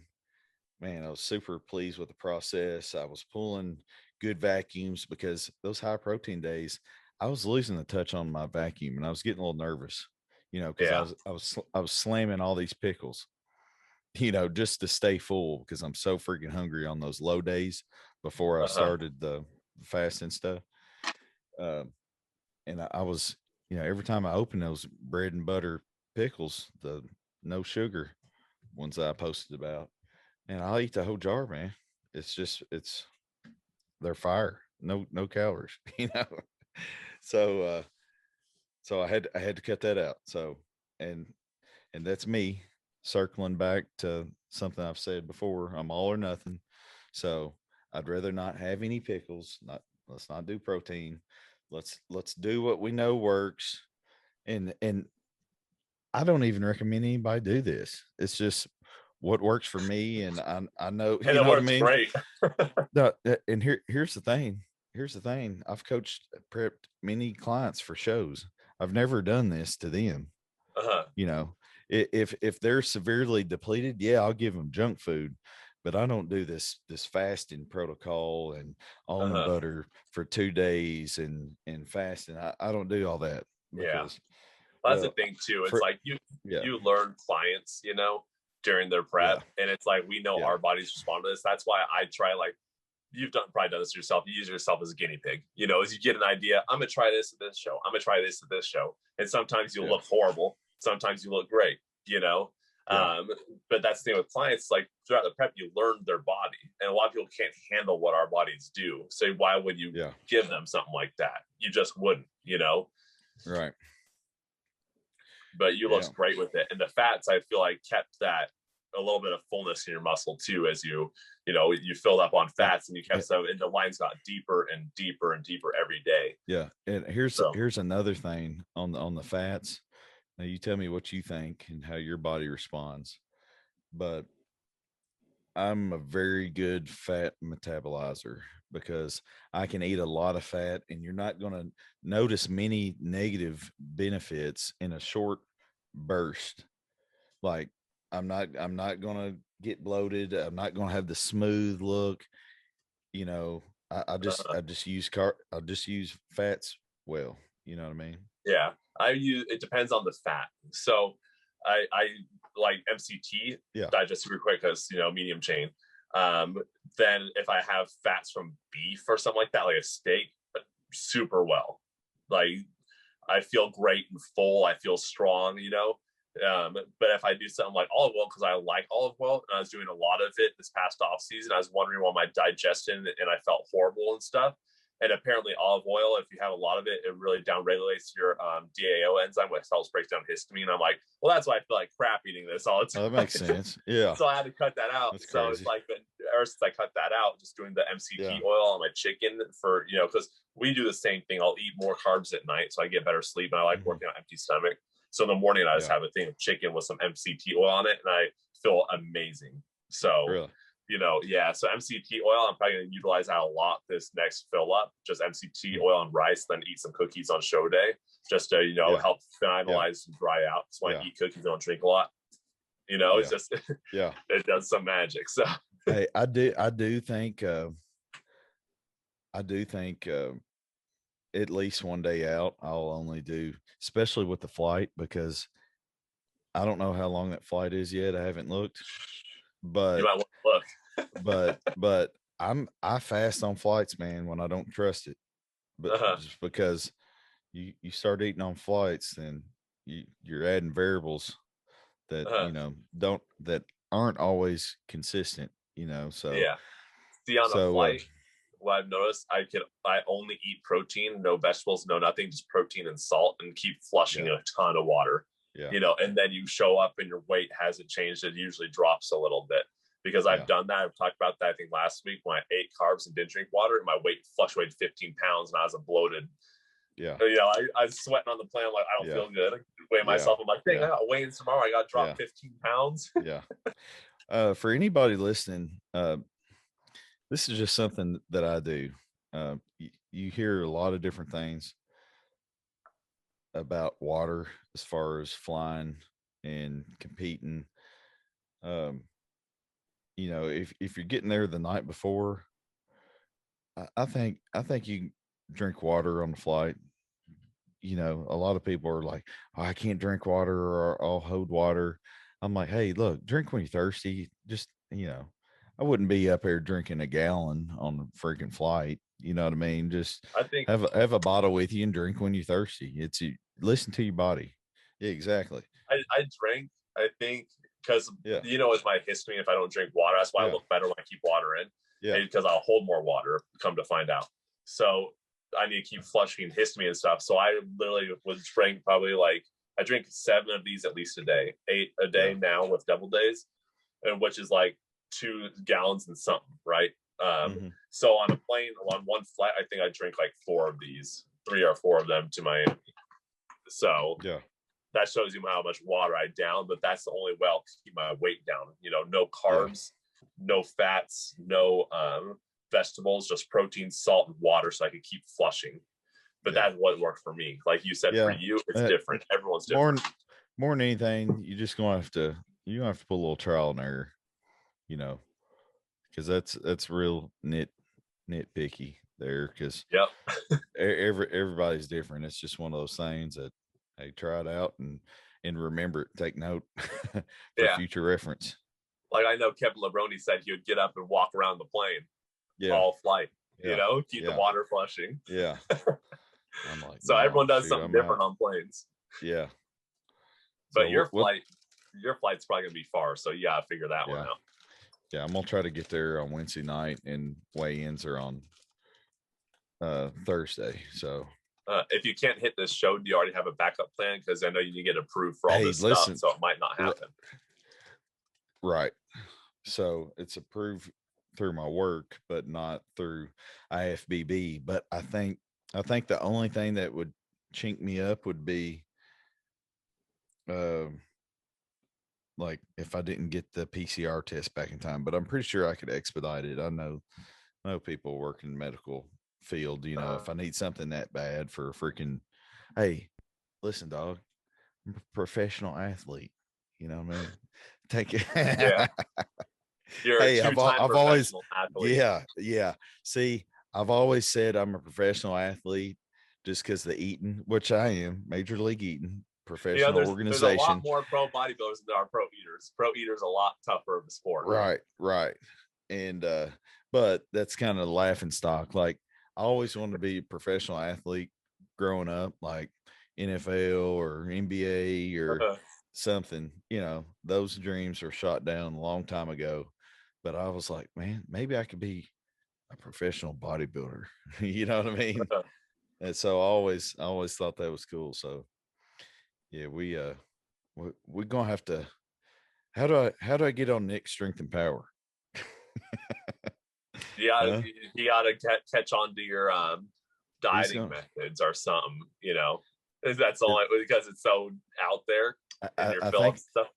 I think there's gonna have to be a food challenge after a pro show, like directly after. I think that will be like a 40K. But you could do it. You just wouldn't load for the show because you eat 40K in about 30 hours around the window of the show. or maybe if I did a vlog, I think if I did a vlog and it was like pro debut 30,000 calories, and it was like 30,000 counting the fill up, the load up, and the post show night. Yeah, that would be fun. Yeah, and I think that would, you know, especially if I, you know, like beat like one person or something, be like, oh, who's this guy? He just ate 30,000 calories pro debut. That'd be some clickbait. If you had a 2-day fill up, you would do that, because I think for nationals, one of my days was like 14K, and the next day was like 12K. This is a 2-day. So, no, this is a 2-day show. So you're gonna be loaded to the gills. Oh yeah, or you just load super hard for the first day and then eat fast the next day and let the water come off naturally, you know, or just, you know, get that nice fresh look. Yeah. So I was 239 for prejudging, and I was about 235 for finals. So I lost 4 pounds, you know. Yeah. You know, I pissed several times and took a couple craps and dropped some weight there, you know. A little better vacuum at nighttime. Yeah. Well, man, I was just like, I don't know if it was like nerves, or I don't really get nerves that much, but it's like my stomach was feeling a little funky, you know, and I was just like, it's because you knew that you're going to turn pro and you're just hoping, like, so it is a little bit like nerves, you know, because like that's the moment you've been working for so long. And that usually like at nationals, when I looked good, I spooked myself so much that I ended up looking worse, and I had to have Amanda go get me a burger because I'm like, oh man, I flattened out. Because it's like, you know, when you're just peeing and pooping because everything's like, and you're like, oh, I could, you know, change my life essentially this show or accomplish something I've been working towards, and it just you sometimes those butterflies go off the stomach, you know. Well, I had so many people, dude. This is like your storybook, just waiting to be devastated type of deal, because I had so many people, welcome to the league, champ, and like all this stuff after prejudging. They're like, you got it, bro. Pro card, let's go. Pro card, when's your next show? You know, and I'm not kidding you, dude. I had freaking everybody that I'm friends with or knew of, bro, you got this. Oh, you got this all day. It's not even close. It's not even close. And I'm like, thanks, man. I realized that I was in the box, but it's still a 6-person call out, and I'm theoretically sharing the middle with somebody, and he's 4 inches taller than me. So I mean, he's a big old boy, you know. He wasn't no little dude, but you know, but I was confident because my condition was better. I know Steve is he loves legs and conditioning. And, you know, Tyler was sitting up there at the table, and I remember them talking back and forth and looking at me, and, you know, I was on point. Dude, when I got on stage on prejudging, I was like, you know how you never really nail it. You never really nail it, but you know, you get pretty close, or you're okay with being 95. I was like, dude, I'm pretty close. I could be fuller, but as far as crispness, you know, and just that, just a good look, I was like, man, I'm pretty close. Like I'll be better probably here in a week, but yeah, I think you could be better because you have more weight limit. But for what you had, that was like nailed it. Yeah, for and it's crazy. You know, I give glory to God every chance I get, because some of the stuff I the way I loaded and the way I had to approach this and the obstacles that I had, even the way your body tightened up, like the way your body tightened up in the last few weeks, because we've seen it in the group chat. No one else really has, you know, but it's like skin got tighter, everything got tighter, more lines, like every day it's like new low, new low, new low. And all of a sudden your weight's up 10 pounds. Okay, new low, new low. So it's like just watching the transformation that short time, just seeing just how hard you pushed was awesome. Because it's like, once I saw you hit the stage, I'm like, it paid off completely, you know. And that's why everyone was so confident texting you, because like, if you look at it, you're like, clear cut winner. You know, it's like, there's really no competition here, because you look so polished on that stage. Like when someone looks like a pro, no one else is beating them. Dude, here's the thing that I noticed, and I was looking at pictures earlier, is I've been doing this for so long. You know, I'm still relatively young, you know, 32, and bodybuilding wise, that's pretty fresh, you know what I mean? And but I was looking at my pictures, and I was like, well, my tan was perfect. And I could tell, for one, let me give junior nationals the setup there, whoever was in charge of that. I think it was maybe Sharu, the Sharu Classic people. Possibly. They're doing a lot of stuff this year. Yeah. Dude, it was immaculate, dude. It looked like it was like a mini Olympia. I was coming out through freaking in the middle curtain. Yeah, coming out through a big frame and curtains in the middle. And I was like, dang, are they gonna have smoke and black lights here for the night show? You know, it was awesome. But the lights, brand new lights. And that's what I was gonna say, is just like hitting front double, like the muscle maturity that, you know, that's a part of the game that a lot of people don't take into consideration. Is, you know, a lot of people say you got to earn your stripes. Well, yeah, you do. You got to earn that muscle maturity. Looks different. It looks, it's more impressive. And you know, so some of the guys going on up close. We'll see, some of the guys in my class were younger than me, you know, and typically, you know, most of the time people was around your age or older. And there were a few guys that are younger than me. I was like, man, y'all ain't been doing this as long as me. I don't, you know, you look good. You freaking, your legs might be bigger than mine, man, but they ain't roped out like my hammies are right now, you know. It was a crisp cut. crinkle cut. Crinkle cut. Crinkle cut. I'm more of a crisp cut fan, you know, the little waffle fries. That's why I need to get more waffly. I need to have waffle fries for glutes, you know, cross everywhere, cross variation. But they also, I was gonna say, the stage, I like how they didn't put like a big screen directly behind you, so you can see everything better. Like it's almost like the old school shows where the person pops more because there's not all this advertisement directly behind them. It was off to the sides. I was like, that's a nice setup, because I recognized that when you guys were coming out. I'm like, that's great, because I hate when I'm on a stage and there's so much background noise that you can't really see what your physique fully looks like. Well, see, they played it smart. They had 2 projector screens, but you were in the middle of that door frame kind of deal where they had the curtain. So if you're standing in the square like you're supposed to when you're doing your free posing, you're in the middle there. So it's a straight shot. So but it was it was a great setup. It was a smaller show. Hopefully people will see that in the future and be like, hey, maybe it's a little smaller because it's in Chattanooga. I guess Chicago's probably a little more centrally located, maybe. But yeah, I don't know. I think still I people don't are know. like, because it's like me and you last year, we did later shows because of COVID. So I think a Yeah, lot of bodybuilders are still in their off season. The people that yeah, actually yeah, competed.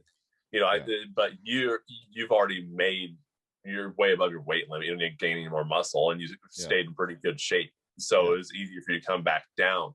But Right. like me, like I was thinking about doing that show. I'm like, I'm not gonna be ready. But now, because I think not so many people entered, they did the whole thing to where you don't need to. You could have competed in a national show last year to do ones. This Yeah. year you don't need to requalify if you competed Yeah. in a national show last year. So I think they're doing that to get more people in because everyone's kind of like waiting for the end of the year again. I feel like, Hey man, I just got to interrupt you. I can't believe I'm freaking pro, dude. Heck yeah.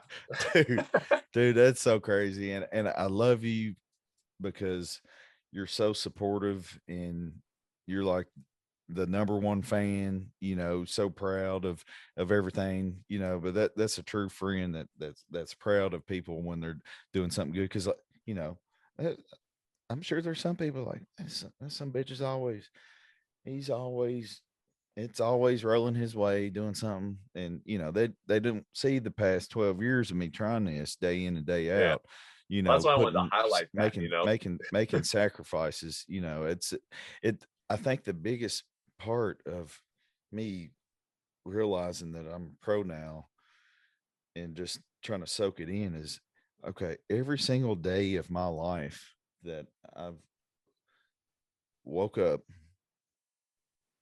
I'm like, all right, I've got to, it's just an embedded goal to be better because this is what I love. This is what I love to do.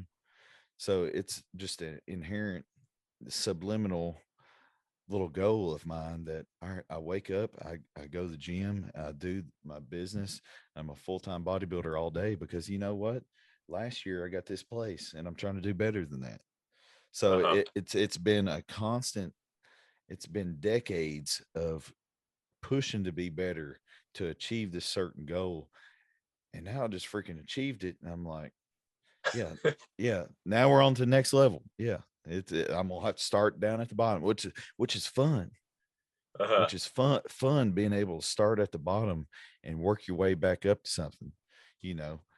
And whether I could get to the top of this level, it's probably not likely, but I've done something that a lot of people would like to do, and I'm grateful for it, and I'm going to use it, use that platform to help as many people as I can, and just keep being positive and encouraging people to chase their dreams. Just because, hey, look, hey, how many people have got a 20-year goal that they're still working on?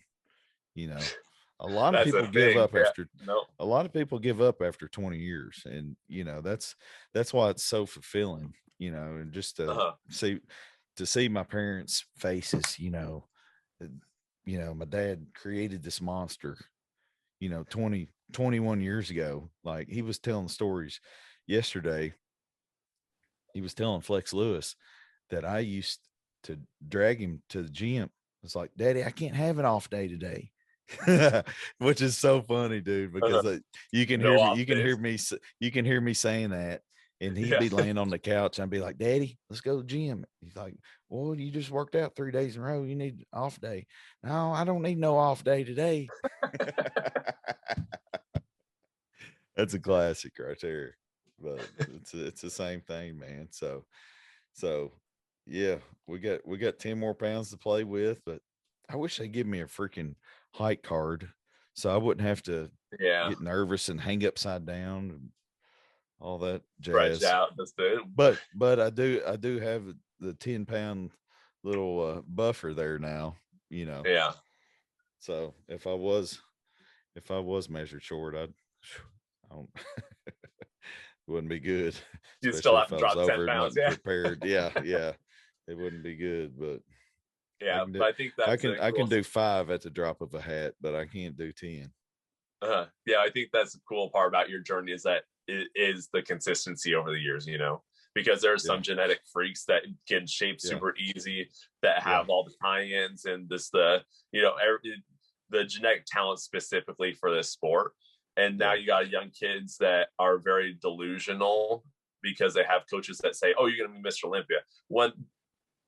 We know they're not, but coaches will lie to them to get them to hire them and sell them this dream. And then these kids get their butt kicked and then they're quitting, and they need to know that there's people like you that have done it for multiple years and didn't give up. And that's the factor for success. It's just drive, find something you love and just do it, 100% and just enjoy the process, and you'll end up getting there sooner or later, Yeah, that's probably been the coolest part, is the people that's reached out and said that they've followed me forever and they've just enjoyed watching the process unfold. Been following me for years, and this is what I do. This is what I post. This is the kind of stuff I do because I want to, be better, and I want to do better and become pro, and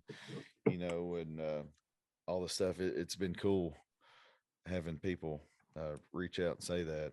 I even had some girl hit me up. She's like, I have no clue about bodybuilding.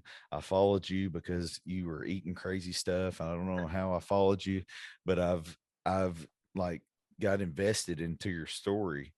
And I think I saw you repost that story. The cookies, I started following you because you're eating cookies or something. And then the stage of the journey. Yeah. Yes.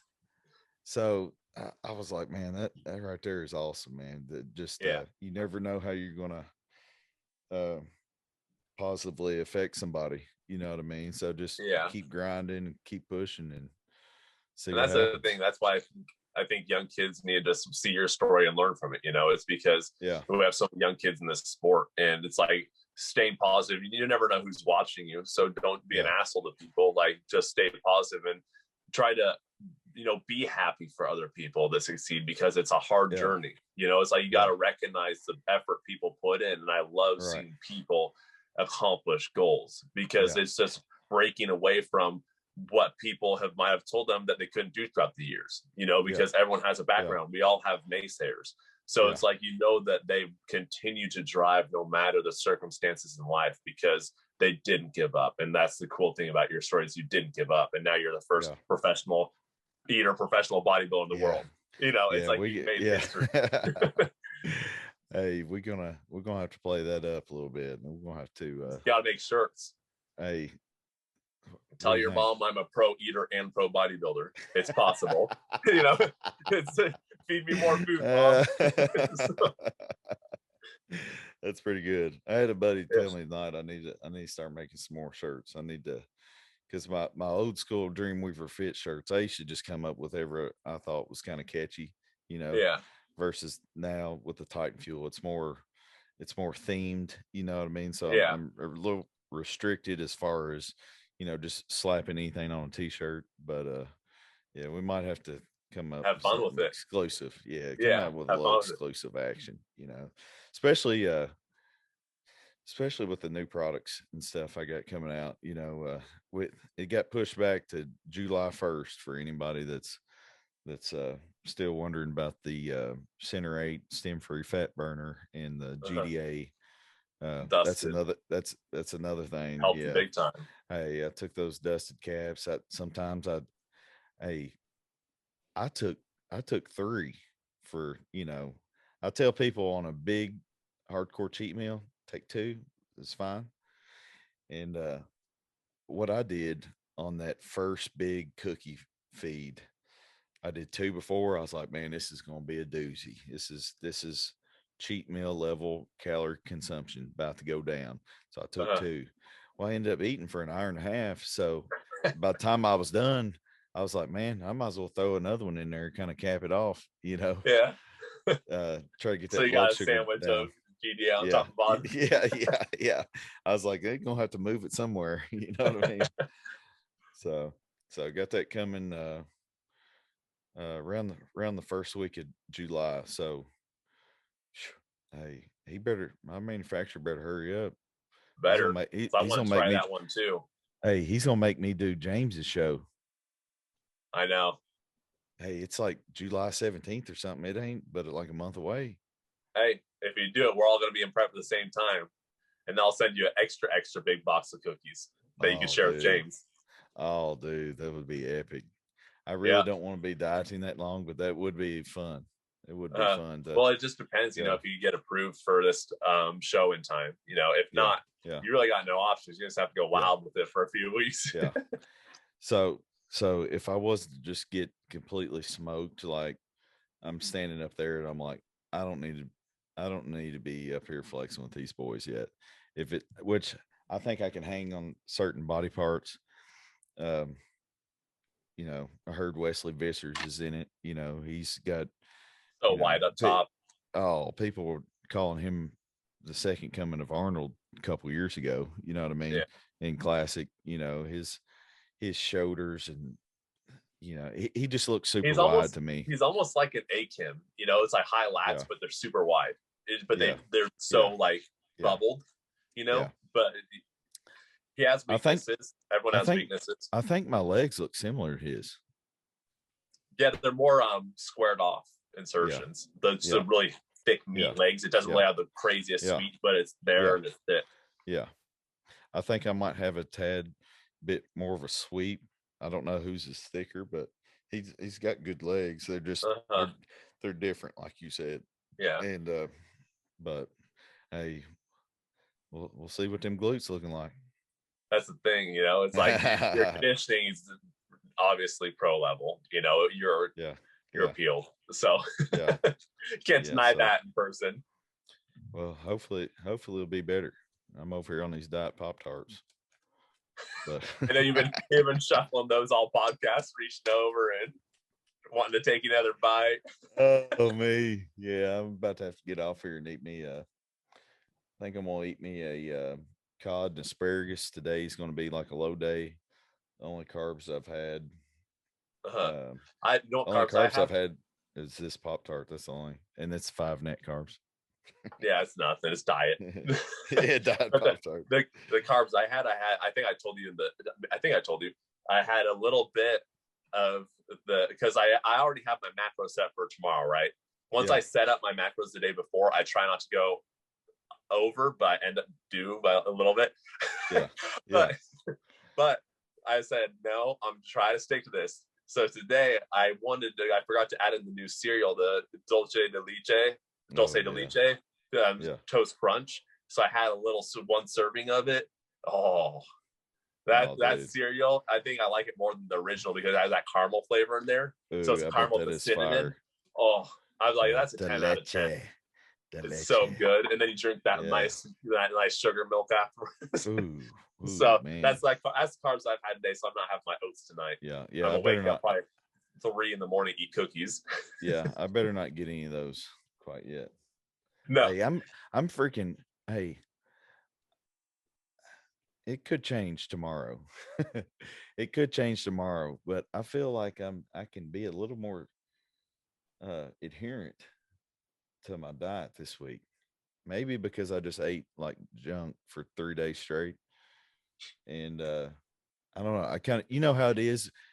Yeah. You get grossed out with yourself and you want to eat clean. Yeah, I'm done eating bad. I want to get healthy again. And the next week you're like, well, I could really go for 10K, right? Exactly. That's why I prefaced it that way, because I knew that's how we both are. And then after a show, it's like when you don't have a goal at hand, you're just like, why would I not eat this? It tastes delicious. Right. Right. Exactly. And the hard part is when I first started my 10K weeks 3 weeks ago, almost 4 now, this is gonna be the 4th week. The first week was so difficult because I only ate as high as like probably 3,000 calories at most on a given day. So my stomach was just completely flat and small. And then it's like to stretch the stomach out again that one day. After one meal, you've already hit as many calories as you eat a day. And you're like, I don't want to do this. But now I'm still ravenously hungry and I'm used to it again. And I'm just like, I'm ready. And I know you're like that right now. Yeah. It's like, right now, dude, I think I could raise carbs a tad and just because I've got that shrink wrapped feel, Uh-huh. and I feel like my body is a little more receptive to utilizing carbs right now. Just my body's kind of like a furnace. It's Uh-huh. burning hotter. Yeah, you got So that high school metabolism yeah, again right now. yeah. So I feel like I can, eat a little bit more.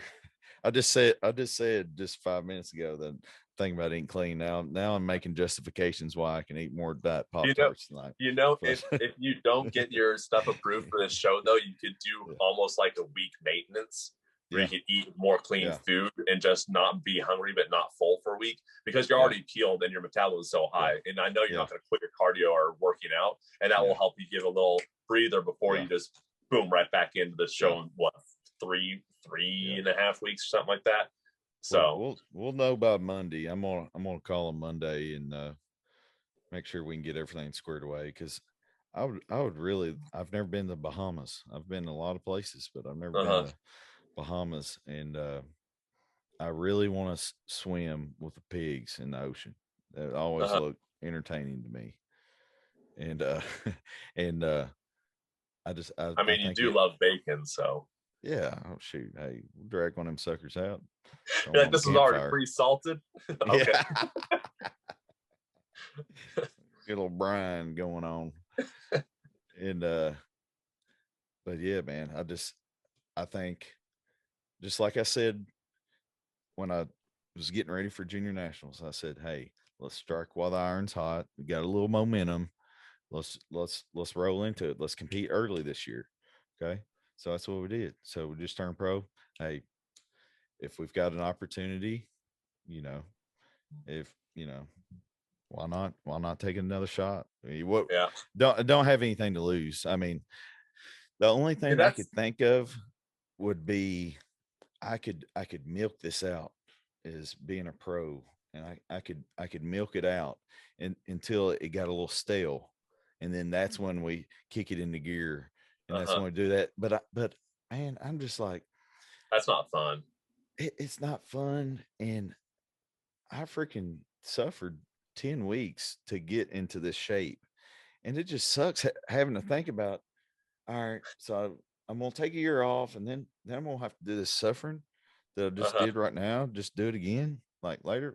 Why can't we just do it right now while the suffering is like somewhat behind us, and then let's just do another show? And that's why I always look better my second show, I feel like. Yeah, that's how it is too. But it's like, I'm under the same thing. So if I can get in shape in 6 weeks, I'll know in 4 weeks if I'm in shape. Then I'll do USAs, since I don't need to qualify. So that's my new game plan, because we didn't know if we're going to Texas. We didn't know if we're taking it. Now I don't need to qualify again. So my plan switched up 1,000 times. So if I do that though, I'll do the same thing, because the battle at Texas is 2 weeks later. So I would jump right in, because even if I got my butt kicked, I would at least know what I need to improve on and know where I stand myself, guys. Is it that Battle of Texas? Is that new pro show too? I don't know if it's a pro-am, and it's going to be stacked with people trying to qualify for Olympia. Stacked. Because like one of the last qualifiers. Hey, it might be me in there trying to. Hey, that would be dope if I could turn pro. We could both compete on a pro stage together. Then we can finally solve the 1v1 record. Yes. So, yes. It's like, keep that battle going. I had to create a little distance from you, because, man, I need to get out of your bracket, man, because you got them freaky proportions, man. I don't feel comfortable with it. My weakness is always those glutes and that lower back, and you're always healed in those areas. And that's why you just destroyed me last year. I was like, I saw you post in the hotel room, like, it's his show. I'm like, I'll just keep drinking water. I'm not doing anything crazy. Man, I would say the recumbent bike was my favorite piece of cardio equipment this prep. It was Stairmaster last prep. It was a recumbent bike this prep. And it's just, it took stress off my knees and quads, and I was churning the pedals with my glutes. Like just squeezing. Like me sitting here right now, I'm just flexing one glute after the other, and that's what I was doing with the pedals. And when my glutes would get burned out, like lactic acid, I would switch it to my hammies, and I would Uh-huh. swoop it through. Yeah, you pull with it my through. hammies. Yeah. Versus pushing the whole time. So Uh-huh. yeah, I still did a lot of Stairmaster, no doubt. I mean, I remember straight 1 hour sessions multiple times, you know. Dude, I can't even do those. I've tried in my lifetime, and about 40 minutes, like I'm literally about to pass out. My body just can't handle that intensity for that long. Yeah. And that's why, like this year, when I tried my one Stairmaster session, my histamine went so high, I had headaches, and my bowels cleared out, and like not on the machine. Obviously, the next couple of days, I was like sick. And so that's why I just walked. And I'm like, last prep, I just walked most of prep, and that was the best I ever looked, you know, for nationals. And I'm like, that's what I have to do. I just have to do it easy and just keep expending energy throughout the day. So just get that need up. Pretty much, it's like it's not like cardio; it's just a way of life. Yeah. Well, that's good, man. You got any more questions there on the thing? We've been going for a little bit. But it's I think we're pretty much good. We covered a lot of the basics, where you started, where you came from, how you turned pro, and what your diet methods were, what your future plans are, and we're going to continue to watch your journey and see what happens, and see if you go on any crazy vacations this year with expos, because now you're a pro. So, you know, Robert and all those other people like, come to our expo booth. Oh, dude, it could we need to talk about something real quick. One of the highlights, it's got to be one of the highlights of the day when old Uncle DJ comments on your post and said, you know, The Rock, he commented on it, and he's like, congrats, brother. And he said, he's gonna invite you to his first show when he has Athletic on. You better be ready. Yes. Invite. Yeah. Invite only. Invite. Yes. Dude. So I think, and he said something, what'd he say? He said, this is real big, or this is big time, or I can't remember what he said, but he commented on my post, and dude, my phone was literally melting. Like, I've never seen a phone act like this, and I've got a good phone, best one you can get. You know what I mean? And it was tripping. I mean, it was text messages and FaceTime sounds going on at the same time. It's like ding, ding, and here I am trying to pass my phone off to people to take pictures of me and the family, and you know, got so much stuff going on, and I'm like, sheesh, like this is, you know, this is probably what The Rock's phone does. Like, he's probably got a separate phone just for social media or something. There's no way that he can have, well, you know what I do is, because I honestly can't handle notifications like that. So I'll keep my notifications on for messages, because you have to approve people. So it's only certain people, right? But if it's group chats, I always put on sleep. I sleep the group, because I know somebody going crazy. And then I keep my WhatsApp open for my clients, so I get notifications of that. But usually my phone is muted, and I just check it, because I'm always on my phone texting clients. Yeah. So I can't stand the bing, bing, bing, and I can't stand all the bars, because I was trying to film your show, right? And so I'm recording, and then I'm getting like weather notifications because the storms are rolling in. And I'm trying to swipe it up so I can record the screen, because I'm like, I don't want you to get like a recording that has stuff on it. I'm like, son of a gun. I'm like, I should have muted more stuff, because it's like whenever you're trying to record, it's like more things happen. I'm like, no, that was awesome, man. Yeah, I appreciate you getting those little screen recordings. That freaking live stream was the real deal, dude. Chris, for a national level show. I mean, one of the best ones I've seen.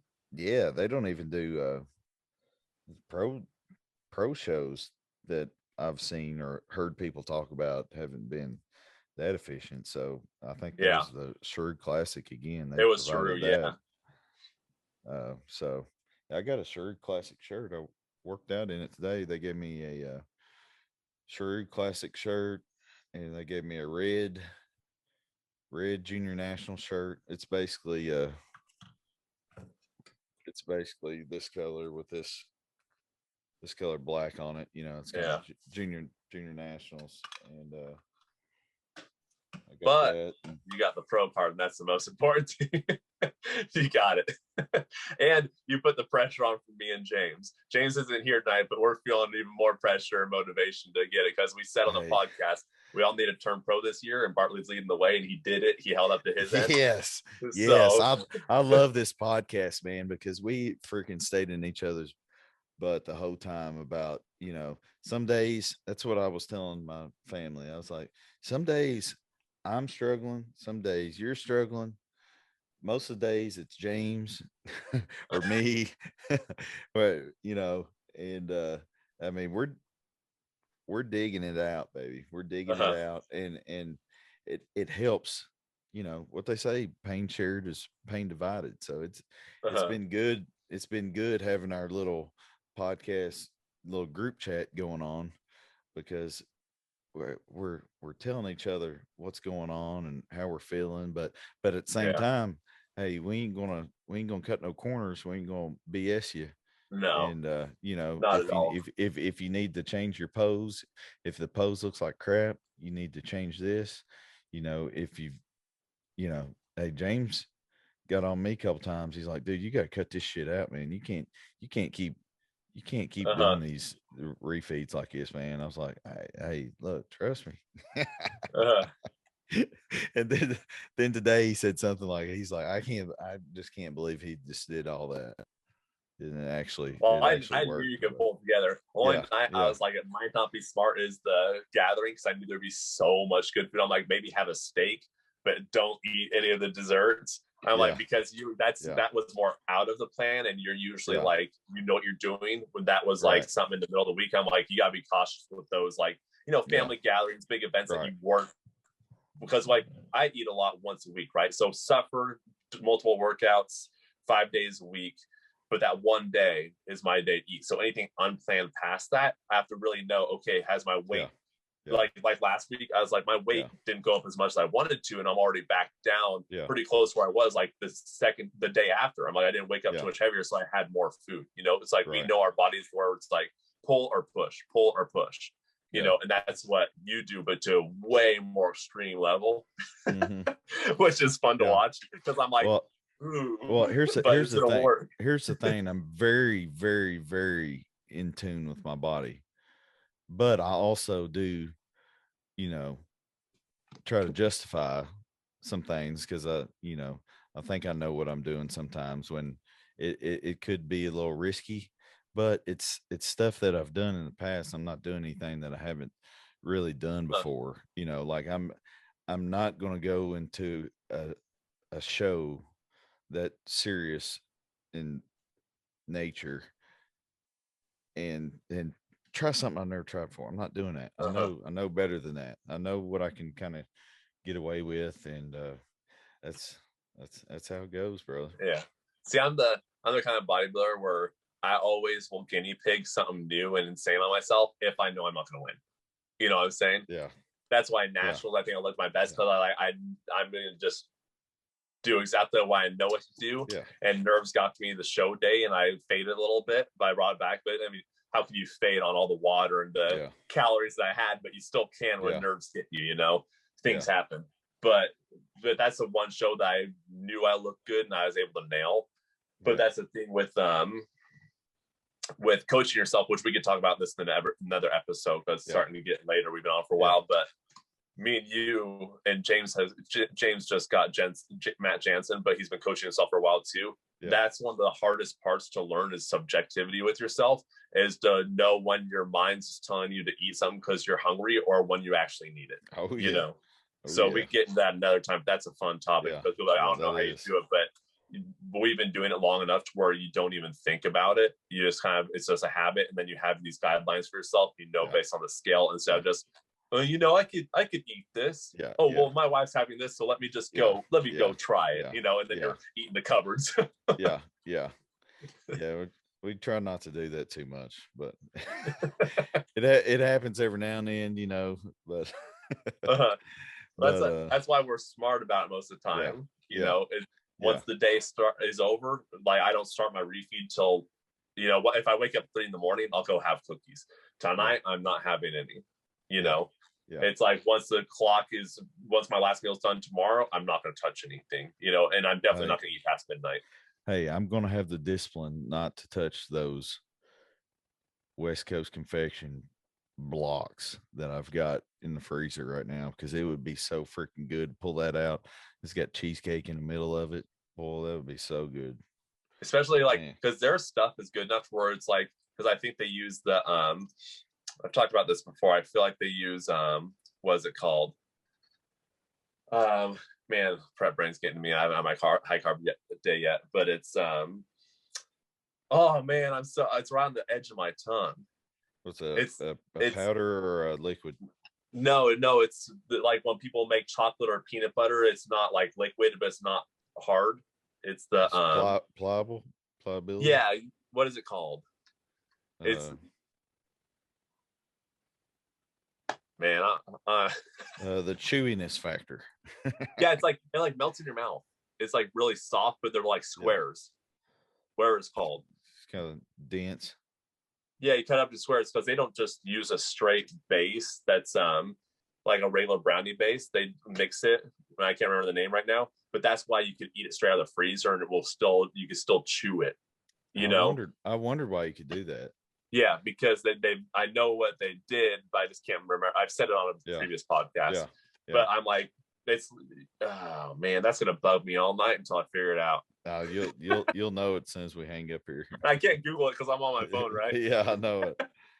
Hey, but yeah, that's why theirs is just like always good. It's always moist, you know, because I've had brownie companies and you go to show and it's all dry and you're like, why did I waste money on this? You know, it's a big block of nothing. And there's nothing more disappointing than a dry dessert. So disappointing, especially after a show. You want something nice and moist. Hey, let me tell you real quick about that deep fried moon pie. Ooh, unbelievable, dude. I heard it and I was like, sounds like I'm going to the county fair. All right, let's eat it. You know, sure. Over fry everything. Sure. You know what I mean? Fried butter. But this thing was a delicacy, dude. This was like, well, for one, there's history behind it because moon pies are made in Chattanooga, Tennessee. They got a moon pie museum. I walked by it this morning doing cardio. Really? Yeah, they got it in there like you can customize your own moon pies and you can get this and get that and shirts and all. I was like, man, that'd be pretty cool. Luckily they were closed or I would have bought something. But yeah, they deep fried it and threw it on a plate, covered it with ice cream and different little chocolate syrup and whipped cream and stuff. But man, you was getting the warm and the cold and the chewy and the crunchy and the salty and the sweet. So good. Anytime that you can do that. Mixed textures and warmth. Yeah. Oh yeah. Oh. Yeah. So now I'm waiting for my cookie tomorrow that I microwave and put it next to ice cream because it's got the warm and the different texture and the ice cream, this cream. Dude. Oh. Stop. I need to get off here and study this Bahamas. And eat some cod, man. Seriously. But, yeah, but enjoy the cookies tomorrow because I just enjoyed a fine batch of them, and I'll hit you up later. I don't know if we can get those here soon enough, but yeah, it's kind of not looking but if not, hey, he got me this bad boy. Yeah. Hey, the first IFBB pro card, the first pro card carnivore cookie load. That is true. Sure. That's it, baby. You got it. You almost got it last year, like 2 times. Yeah. This year it happened. Yeah. Hey, too bad Juan Morel isn't in his prime, or he'd be playing those cookies up, dude. You know he would be. Yeah. Dude. Right now he's just raking in the cheese. Right now. He ain't even worried about bodybuilding. I watched a thing on Jay Cutler TV today on his cookie business talking about it. Man, they're rolling. He just bought 5 Mercedes vans just to do exclusive deliveries like in the area. So that's pretty awesome. You order your cookies on the drop and you can get them the same day. I was like, man, that's pretty solid right there. Hey, Amanda, what's the stuff for your grandma makes the peanut butter? What those old like? Yeah. What's it called? Your grandma, your mom's mom. Yeah. Peanut butter fudge. Yeah. So fudge. So I think because West Coast Confection, I think puts like a fudge base in theirs, and that's why it's so soft all the time. Yeah. So that's why it doesn't like when you put it in the freezer, it stays nice and soft. Like it's like cold, soft treat. That's what I was trying to remember. I'm just brain dead, but hey, you're giving me flashbacks from last night, man. Biting into that fudge. Don't you dare! Don't you go open your fridge? No. You just said you'd eat healthy. Hey, I can't let Wesley Vissers punk me too bad now. No, beat him on the conditioning, show him whose legs are bigger. Hit them with the bicep. He actually has. You guys have similar peaks actually, because you have the Arnold peak. Yeah. So that'd be a fun matchup. Well, what's going to be funny is it's like I'm not even going to match up to him that well, but I like acting like I'm going to. It kind of motivates me. It's like the matchup of the blocky waist, because people call him blocky waist. It ain't blocky like mine. That's because his lats are just so wide. Yeah, it's like his lats are just a mile, like his shoulder, it's clavicle. Like being big is one thing, like being tall, but being tall and that wide, it's like Jamie the Giant. It's like he's just so wide that the X frame factor. Yeah, even if he had a big waist. Yeah, you can't tell. Hassan Mustafa is the other one that's doing it. Yeah, I thought he might, because I seen it's going to be a pretty decent little pro show, man. I don't know who else is in classic. It might be some. Be A Kim though. No, probably not. He's top 6 Olympian. He's just so dense, dude. I haven't seen any pictures of him to see if he's on schedule. I mean, I could probably gauge it pretty well. What's his name? Justin Miller's coaching him now. So he posted an update photo of him, and he actually has good lines for 9 days out. And A Kim doesn't get hard until like the last couple days. He always looks really watery. So if he looks like this at 9 days out, I'm assuming he's going to be his best ever, because he's massive. He holds a lot of water like I do. So once he drops that, he'd be crispy. Yeah. So it's going to be a fun show. So hopefully you can get out there. But if not, only 4 more weeks of diet. Hey, I'm about to get on the horn right now while this meal cooks, and I'm gonna use some of these credit card points, try to get this flight knocked out, and resort and all that stuff. Hey, shoot, hey, it's expensive, man. But, hey, it's a once in a lifetime opportunity, man. Hey, I don't mind spending money for experiences. Hey, money, you make it every day. So comes and goes, but those memories and experiences, get them while you can. For sure. And shout out Liquid Sun Rays. I'm looking golden, and they're great. They're not going to be there, but Hotspot is, and there's some type of partnership going on there where the owner of LSR told me, hey, put in the notes that I'm a sponsored athlete by Liquid Sun Rays, and they'll take care of it. I don't have to worry about anything. Man, that's solid. So no entry fee, no 10. I just got to get there and stay there. So hopefully it's all inclusive. So that would be money. And I don't know. I've never seen a resort out of the country that's, well, usually they are, because it keeps them people safe, in one area. Right. So hopefully that's the deal. And man, I hope I do well, but if I don't, boy, I'm eating. Bring your Jesus sandals. Blow it on the plane right back. You already know. You already know, brother. Well, I appreciate you digging in on some questions here, and we'll get our boy James on back next week. He's got some family in town, but we couldn't hop on and not share the news with you guys, man. Can't skip this week. This is leave everyone hanging like that. No, this is a big milestone week. Dude, here's the thing. I slept like 3 hours, man, and I'm not even yeah, I'm a little tired now, but I woke up today after 3 hours of sleep and I'm so freaking fired up, dude. It's like a, it's like a, it's like Mario catching a mushroom. Boop, boop, boop. I was just like, let's go. Like I'm hitting I've got legs, another, pro yeah. legs. I'm fasting, doing 2 hours of cardio, hitting legs, peak week. Yeah.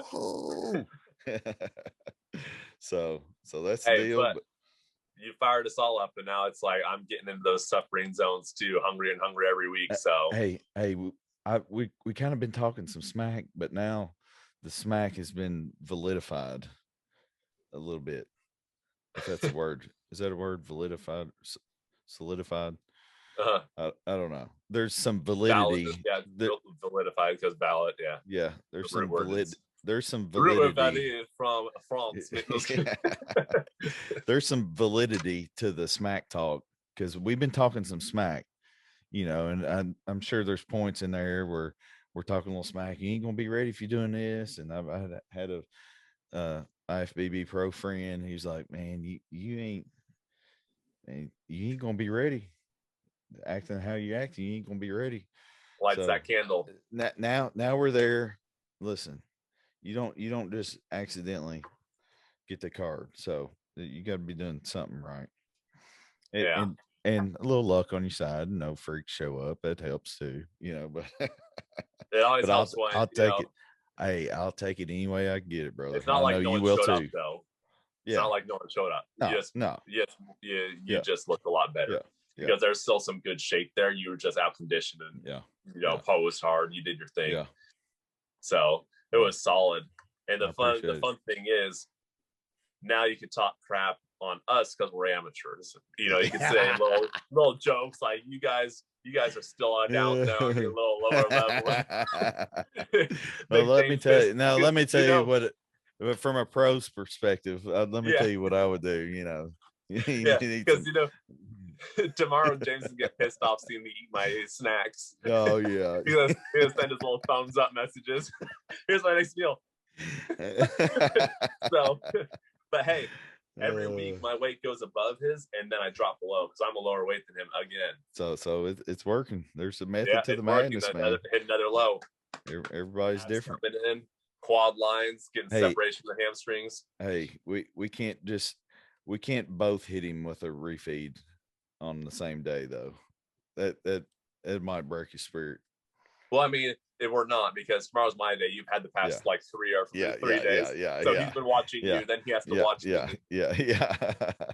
He's looking good though. He's getting grainy. He's getting that grain look. He's freaking and his weight's holding. So he's right about his weight stops kind of around 250, and he just kind of fluctuates and just gets harder and bigger. So well, it's gonna be a fun year for all of us. You already kicked it off great. So hey man, if this year ended tomorrow, I'd be like, man, that was a hell of a year. I'm serious, man. It's awesome. But I'm very grateful. Like I said, man, it's a God thing. He set me up for this, and it all happened at a certain time for a certain reason to help a certain person. You know what I mean? So, and your family was there to see you, which is awesome because last year they couldn't make it to the show. So having family around is what makes like the whole experience so awesome. I love that because I've had a couple of big moments here in the past couple of years. They got to see me win that event on Titan Games, and then they got to see me do this, and like, hey, they ain't going to like. If I was I'm going to be a parent, but I can only imagine like, because I'm more excited when other people accomplish stuff. Like me winning pro card versus you, I'm more excited seeing you succeed, right? Because I like seeing other people succeed. So knowing that your own child is just killing it and that gotta be a good feeling. Just seeing them. It's like you created this specimen. I mean, it's like you want your kids made to that do better than you, and so when you're accomplishing your goals and all this ethic and stuff they've put into you and effort throughout the years, and just your mom feeding you all the food in the world to make you big and strong, and now they're seeing it pay off. It's like she'd feed me 10 times over to see me do that again. You know what I mean? That's awesome. So that's the support group that you need, and it's great that they're there to see that. So, all right, brother. Well, you get ready for that high carb day, and you keep killing it. You're looking freaky. Yeah. You coming in. James is looking awesome. I'm trying to keep his glutes in for at least another week, and we'll be back within a week or so. Next week, maybe. Depends on if you get to that show or not, you know. Hey, I might have to just bring my laptop and hit one, at the resort, On the beach with pigs. Hey, might be chilling out, just a little destination vacation there. So yeah. But all right, take care, man. It's great talking to you and getting the rundown, and congrats again on getting that pro card. Just the beginning of the next level. Hey, thank you, brother, and I appreciate all the support, man. It definitely pushed me and motivated me, and grateful for you and James and everybody else that's been checking in throughout the whole process, because we know it can be a little grueling, but that's what makes it fun. So yeah. All right, brother. We'll catch you. All right, stay grinding. I'll catch you later. See you, brother. All right, peace. All right, man.